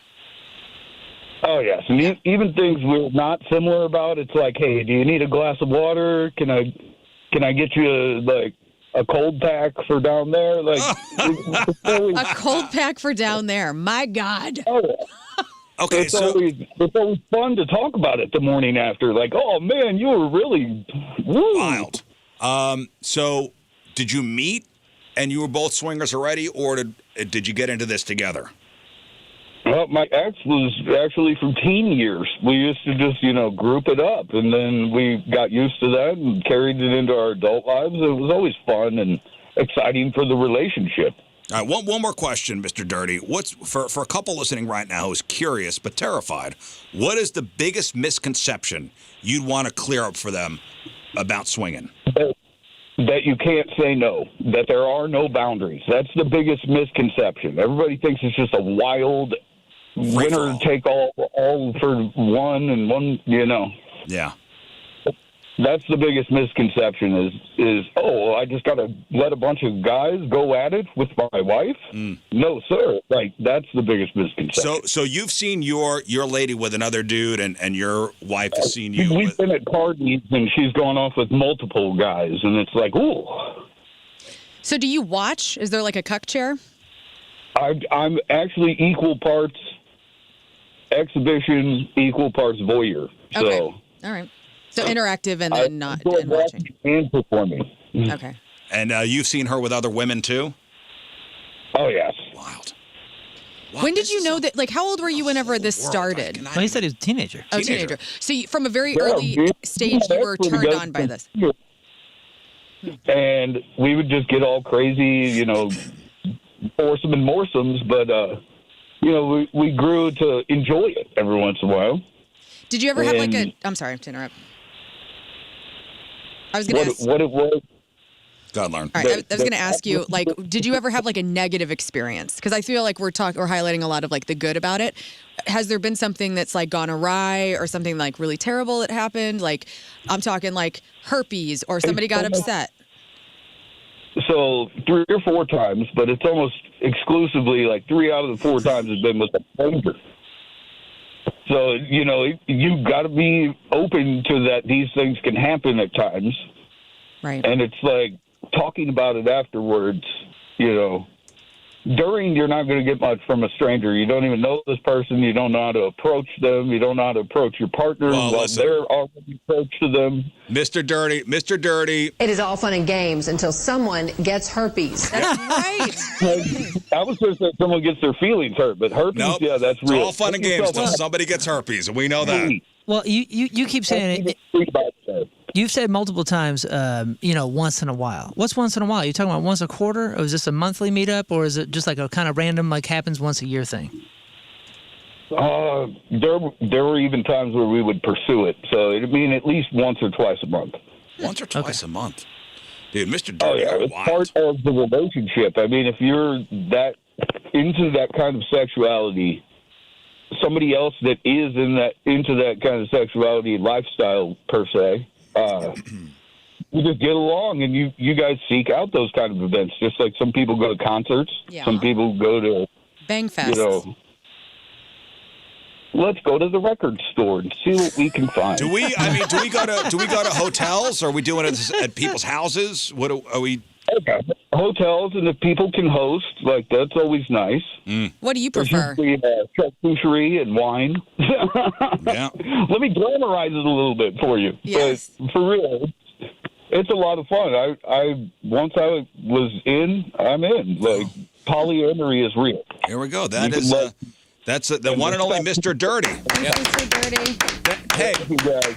Hey, thanks, buddy. Thanks for clearing some stuff up for us. I appreciate it. There's Mr. Dirty for you. Mr. Dirty. I am getting text from Mrs. the person Dirty. I was talking Mrs. to, Dirty. who says this is one perspective we're hearing. Okay, well, She says it does not necessarily reflect the way we all feel. of course, Yeah, we were just learning about Mr. Dirty. Everybody's got We're just different. learning about Mr. Dirty's proclivities. That's Mr. Dirty's perspective. Different strokes for different folks. Literally. I would love it. Maybe we can figure it out and get You would someone love from what? the group I talked to kind of We could put him in. put him One in of a those little. 60 Minutes shadow. Yeah, put him in. We should do a video on it. I mean, We honestly, we could bring them here and blur We could them put out. him. We could put him under protection. That might be asking a Rizness lot. protection We could put him plan. under protection. Yeah. Nice. We'll What see. el- If not, maybe give me some list of questions and we'll just get them answered. All right. Thoughtful answers. Here, I got my list of questions. Give 'em You here. check this. I'll send them off. Send them off. Scan it. Send it off. Let's do some news. Oh, yeah. We gonna do some news. And your news being sponsored by STL Windows and Doors, the installers other installers trust. my son is taking his ACT today. It's a big deal, huh? It is a big deal, dude. And Your I'll tell daughter you, taking hers? she's already taken it once. She's going to take it again. Now she came home with some book that's, it looks When like did she do hers? I thought this was the first one. No, brother. She actually skipped one. She slept in, and then she did another Oh. one. They've been able to do it for a while. But she came home with a book, dude, as thick as a dictionary to go through, just as like a kind of a study guide. And did you know that you can like skip sections? You Yeah. can skip what in the heck? Yeah, my son is skipping science. Yeah, you can skip science. Or if you take it, No. you got to like kind of nail it because it goes into like the whole system is different than it was back I in don't the know day. what the hell's going on. I would love to retake it because I did not do well. Well, yeah, neither. I mean, you could take it a bunch of times. We could skip you know. math. That'd be This was the Yeah, first. same. I guess for Lafayette, this was the one that they're doing today, like the one in school. Okay. Hope it goes well. Well, I do too. He's a smart boy, I got so my he'll be all my right. fingers crossed. Yo, my daughter has a crushing GPA. All these different clubs. I mean, she is a college dream, and she wants to retake the ACT. Well, that's okay. Yeah, some colleges though, it's one or the other. Like if you've got a Yeah, it GPA and if you've got all these clubs and like my daughter's like a star academic, everything. She's in athletics. She has the greatest resume. And some of these colleges either look at that or the ACT and not both. I thought back Right, in the day now- it was like you had to have a 3.5 and an ACT score of over 25. Whereas now it's like one or the other. Yeah, well, this is the first one, and this is kind of wild. I bring it up because a new report is out, and it's showing that a huge chunk of Gen Z college freshmen are showing up to campus without even knowing any basic high school math skills. Oh, no. Eek. Take Yeah. Mass Comm. You'll be all right. Jeez. And tell you what, honestly, it's worse than that. Some can't even handle middle school math. I'll tell you what, man. Math was the thing that I wasn't naturally great at it, but at the same time, I also very much cheated myself and avoided it. So I didn't have to do it. And I would have failed my St. Louis Community College Merrimack campus math course if it wasn't for Corinne sitting next to me. Hey, thanks, Corinne. I appreciate you. I haven't seen you in a while. But See, I didn't in this have article- a Corinne. Hope I you're out flunked there. out of Keeps you mine. young. In this Corinne article I'm reading this from, so take the University of California, San Diego. They're reporting a staggering 30-fold increase in students who cannot do basic arithmetic over the last 5 years. So to put that in perspective, back in 2020, University of California, San Diego had about 30 incoming freshmen who were below high school math levels. Fast forward to 2025, that number is now 900 kids who cannot do basic high school math levels. What are we doing? That means roughly 1 out of every 8 freshmen at a highly competitive university can't meet basic math standards. You know what, though? But we don't even need that anymore. We have calculators on our iPhones. AI can tell us anything. Like, what is the gravity of knowing some of this stuff if you're not going to be using it every day and actually having to know it for your profession? Why is this happening? And by the way, and of those 900 struggling students, 70% of them, which is about 1 in 12 of the entire incoming class, couldn't even pass middle school level math standards. Yeah. We're talking 5th grade skills here. It's a good argument, Larry, and I wonder if it's an actual concern, because you can't blame the kids here. This is obviously the systems. Yeah. And is it because they don't need the calculators? Like, are they not knowing this because of what you're saying? Like, they're how easy we've made it? Yeah, or how easy the world has made it to do the math for you. Like, we don't even have to... ChatGPT and it'll do it. I don't mean to interrupt you, but look at our tipping system, right? I go to Starbucks, I do the stupid iPad thing. It tells me my tippage. I don't you even have to work that out. Head math it. And I'm thankful for that because I don't want to. Oh, hand a teenager cash and tell them to give you change. Right. It can be very confusing. They'll give you the 1,000-yard stare. But also, we have cash registers now that'll just poop out exactly the change. So we've made it too simple, and then we're mad because they don't know it, and they don't need to know it. I'm not mad. Or whoever's saying these kids. You mad, bro? Nobody's mad. This is reality. Oh, well, I'm upset. Nobody's angry. But this is reality. But I wonder the I have an fallout anger of the management reality. problem, okay? Or how severe? Because it sounds severe when you say the number like It that. is severe. And it's a problem. It's a severe statistic, and I'm saying I wonder what the fallout of that statistic. Well, here's what they're pointing to. Why? The why. Let's find out the why, and then we'll change the why. The one thing we can't change is now kids that were in high school and middle school, the COVID kids, the COVID lockdown kids are now getting to college. So that's a big deal too. The lingering impact of the COVID lockdowns on their high school years. This is a big impact. The elimination of standardized testings, changes in admissions practices, but experts are pointing the big finger at grade inflation. Basically, graduation rates have shot up to 87% nationally, but actual learning seems to be dropping. So SAT scores have tanked by nearly 100 points over the past couple of years. So we're undereducating, but overpassing. Overpassing. For the stats. We're overpassing kids. Dude, my school district was guilty of this. They had stats to maintain, so they had kids that shouldn't have been graduating, and they were graduating and push them through. Can't have a black spot on the school record there. The system is incentivized to push kids through to make high schools and schools look good. Yeah, I always like that one kid that was so mean and bad in class and stuff, the teachers would pass him just so he'd go to the next grade. Dude, and superintendents do that too, and I'm calling you out, and you know exactly what I'm Kids are talking getting about. diplomas that they may not have actually earned. Yeah. Well, we all have. That's all of us. We didn't earn anything. I mean, all of us are idiots.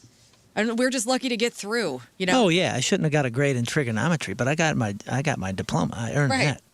But some of these school districts, man, you would be amazed as to what they're getting through just to massage the numbers and to make sure that they don't look bad. Yeah, it sucks. The whole system is rigged. Yeah. So listen, it's an issue that needs to be addressed. College kids are not going to school with basic math skills. It's wild. Now, for years, the debate over e-cigarettes has felt like a back and forth tug of war. Like, so are e-cigarettes good for people quitting smoking? Define good. There's a massive new review of reviews from Oxford University has just come out, and they're trying to settle this once and for all. So after looking at 14 major studies and 21 different statistical comparisons, researchers found a striking pattern. every single estimate pointed towards nicotine e-cigarettes being helpful to smokers if they want to kick the habit of actually smoking. Now, so did mushrooms. It was the first time anyone has mapped out the evidence this clearly, and the results suggest the device that looks most like a cigarette might actually be the best way to quit for good. What about the toothpick route? Oh, yes. Doesn't that help? Well, when it comes to quitting for 6 months or longer, e-cigarettes consistently outperform the gold standard methods we've used for decades. So here's how the odds stacked up. E-cigarettes versus patches and gums, and the nicotine gums, vapors were about 1.6 times more likely to quit than those using nicotine replacement therapy. Versus counseling, those who vaped were nearly twice as likely to stay off cigarettes compared to people who just used counseling. And the power couple, the most successful group, people who used e-cigarettes on top of traditional patches or gum. They were 3.5 times more likely to succeed. Listen, I don't know. This is what the numbers are. Yeah. Yeah, to succeed, quitting smoking. But now you're addicted to right. e-cigarettes. But I'm wondering, well, I'm wondering what the overall health is. And also, is there a certain age range because that affects your lungs more? Because I know a youngster that does this all the time, it liquefies. This is Scott, and it destroys your lungs. You're off topic. This is just for quitting cigarettes. I'm not Yeah, saying. I'm just saying, like, There's not a healthier We're option. massaging numbers range. again. Is there a certain age range that helps with it? Yeah. Because younger, I don't think it would. It's kind of hard to remove all the context, though, and say, do I think it helped people quit smoking? Yes. Do I think that the problem of people who just started vaping has eclipsed the benefits of that? Probably also. Well, yes. we have to be very careful about the safety side of this conversation. Right. What do you mean? What I just said. We have to be very careful about the safety side of the conversation. You're quitting smoking, but you're doing something else. Yeah. Oh, dude. Well, I know a guy who quit smoking, and he started vaping so intensely that he was wrapping his own. I don't even know what it means, but he was like putting his own cotton around the thing. He was making his own. He got so into it. He was. He was the whole time. Like a studio was filled with it. And you're not even supposed to see sucking on that this stuff. douche flute, huh? And that was kind of, having a partner that waggles back and forth. She smokes like a chimney now again, but it's still accessible too. So even if they're it's doing it better for inside. you, like now, at least a cigarette, you had to go outside. There was like, there was A little bit of shame involved. And there was there was designated areas. Well, there was just like a little bit of an effort to be made. Like Yeah, it it was wasn't work. the unconscious hitting of the vape constantly, Right. So or maybe the you get- e-cigarette. Okay, like, so let me just say this. When it comes to serious health issues or hospitalizations due to smoking e-cigarettes, the data is still blurry. And this is what Oxford said too. This Oxford is it's a big They're institution. I mean, they got their stuff together. Oxford Dictionary. Oxford University.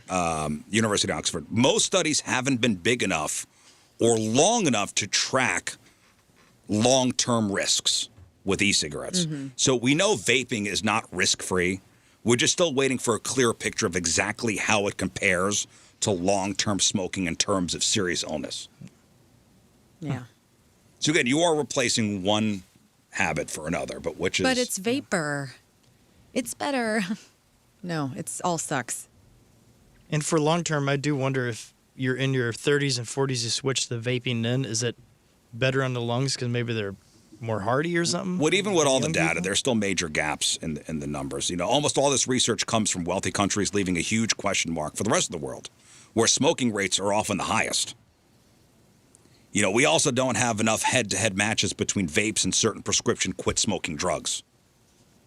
Yeah, I wonder, man. They're still smoking in Japan. And the Oxford team was unusually blunt in their conclusion, basically saying it's time to stop claiming the evidence is mixed. While there's still things we don't know, especially regarding long-term safety, the evidence that e-cigarettes help adults quit smoking is incredibly consistent. But again, it's you're giving up one thing and then now you got another thing. And do you think the whole decreasing in smoking across the country has lowered our grade point averages? And It's also lowered us looking very cool. Yeah, These I wonder if high that's why schoolers- we're not doing so good. with These that. high schoolers aren't smoking. Yeah. So Yeah. their college, I don't know. college math scores are garbage. Yep. Let's commission that study. All right, let's take a break. We'll come back with sports. What you got? Well, last night in Minneapolis, the Michigan Wolverines stood their ground and defeated UConn 69. Oh, 69, guys. 69! 69 to 63 to claim their first national title since 1989. And it's over. Hail to the champions. Hail to Michigan. For the first time in 37 years, the Wolverines win the national title. There it is. There Wow, it is. good for them. Now, listen, this Michigan team has been called the best team ever assembled by their own point guard, Elliot Elliot Cadeau. And they proved it, though. Cadeau was named the most outstanding player after dropping 19 points. UConn coach Dan Hurley admitted that Michigan's size and length were simply too much to overcome. The Wolverines actually missed their first 10 three-point attempts, which usually would have been a death sentence in a final like that, but they dominated the paint, the area closest to the basket, and the free throw line. Even their star, Yaxel Lendenborg, playing through a sprained MCL and ankle. Michigan found a way to win. I love that name, by the way. Yaxel Lendenborg. Yaxel Rose. It sounds like, some Midwestern American guy making a cartoon, and Yaxel. This is my token Norwegian guy or whatever. Broke my axle. In WNBA news, Shh, guys. Rafe, you've been asking for this all week. About time. WNBA news. Give it. In a shocking move, everybody's favorite Angel Reese is being traded from the Chicago Sky to the Atlanta Braves. The Atlanta Bras. The Atlanta Bras, Liberty yes. Tax. The Atlanta Consultants. Panties. Okay. The Atlanta Dream. Chicago is getting two future. What'd you say? The Atlanta, The Atlanta Panties. What? Oh, My Atlanta Bras was better. that's more of a. You just want to say Florida panties. thing. Feminism. Feminism. Anyways, for two future first-round picks in exchange for a two-time All-Star, Reese has been vocal about wanting a clear direction for her career. She's not complaining about anything. It looks like the path now leads through Atlanta. Thanks to the WNBA's new collective bargaining agreement, stars are finally going to start seeing the green. Caitlin Clark's salary, which we've talked about in the past, is going to jump from $85,000 last year to $528,000 this season. That's a nice raise. Yeah, it's a new $7 million salary cap. The average WNBA salary is now heading towards the $600,000 range. So that's pretty tight. Nice. It's a rough night for the Cardinals in Washington, though. The Cards were leading the Nationals 4-3 going into the eighth inning, and the wheels fell off. The Nationals launched 3 home runs and a single 6-run eighth inning to rally for a 9-6 victory. James Wood, Brady House, and C.J. Abrams all went deep. Bright spots. We got Ramon Urias, still swinging a hot bat. He is hitting he hit a 2-run homer. And also, your favorite rookie, J.J. Weatherholt, had 2 hits and has now reached base in all 5 of his major league games. How you like that? Bring the storm. If you want to talk about carrying a team, let's talk about Robert Thomas. Old Bobby Tom, Sunday night, Thomas recorded his first career hat trick, 3 goals in 1 game to lead the Blues past the Avalanche 3-2. This was massive because it bowled the Blues into within 3 points of a playoff spot. This is unbelievable. Yeah, the Blues with 78 points are now chasing Nashville and L.A., which have 81. So we got a huge rematch tonight at Enterprise Center against Colorado. That's at 7 p.m. If the Blues can sweep this home and home, the city is going to be buzzing for the final 5 games of the season because they all matter now. They all matter. And the Blues could possibly make the playoffs, and it's unbelievable to even think about. Are you ready for some football? Tuesday night football. Yeah, you heard that right. The St. Louis Battlehawks, which are 1-0, are playing a rare Tuesday night game tonight in Texas against the Dallas.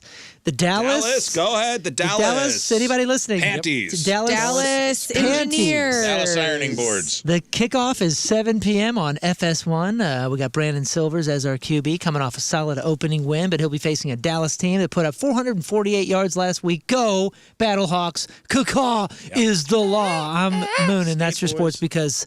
Oh, that's the end? That's Okay, it. bye. Okay. All right. Thank you all very much. We appreciate your listenership. Tuesday in the books for us, but I hope you enjoy the rest of your day.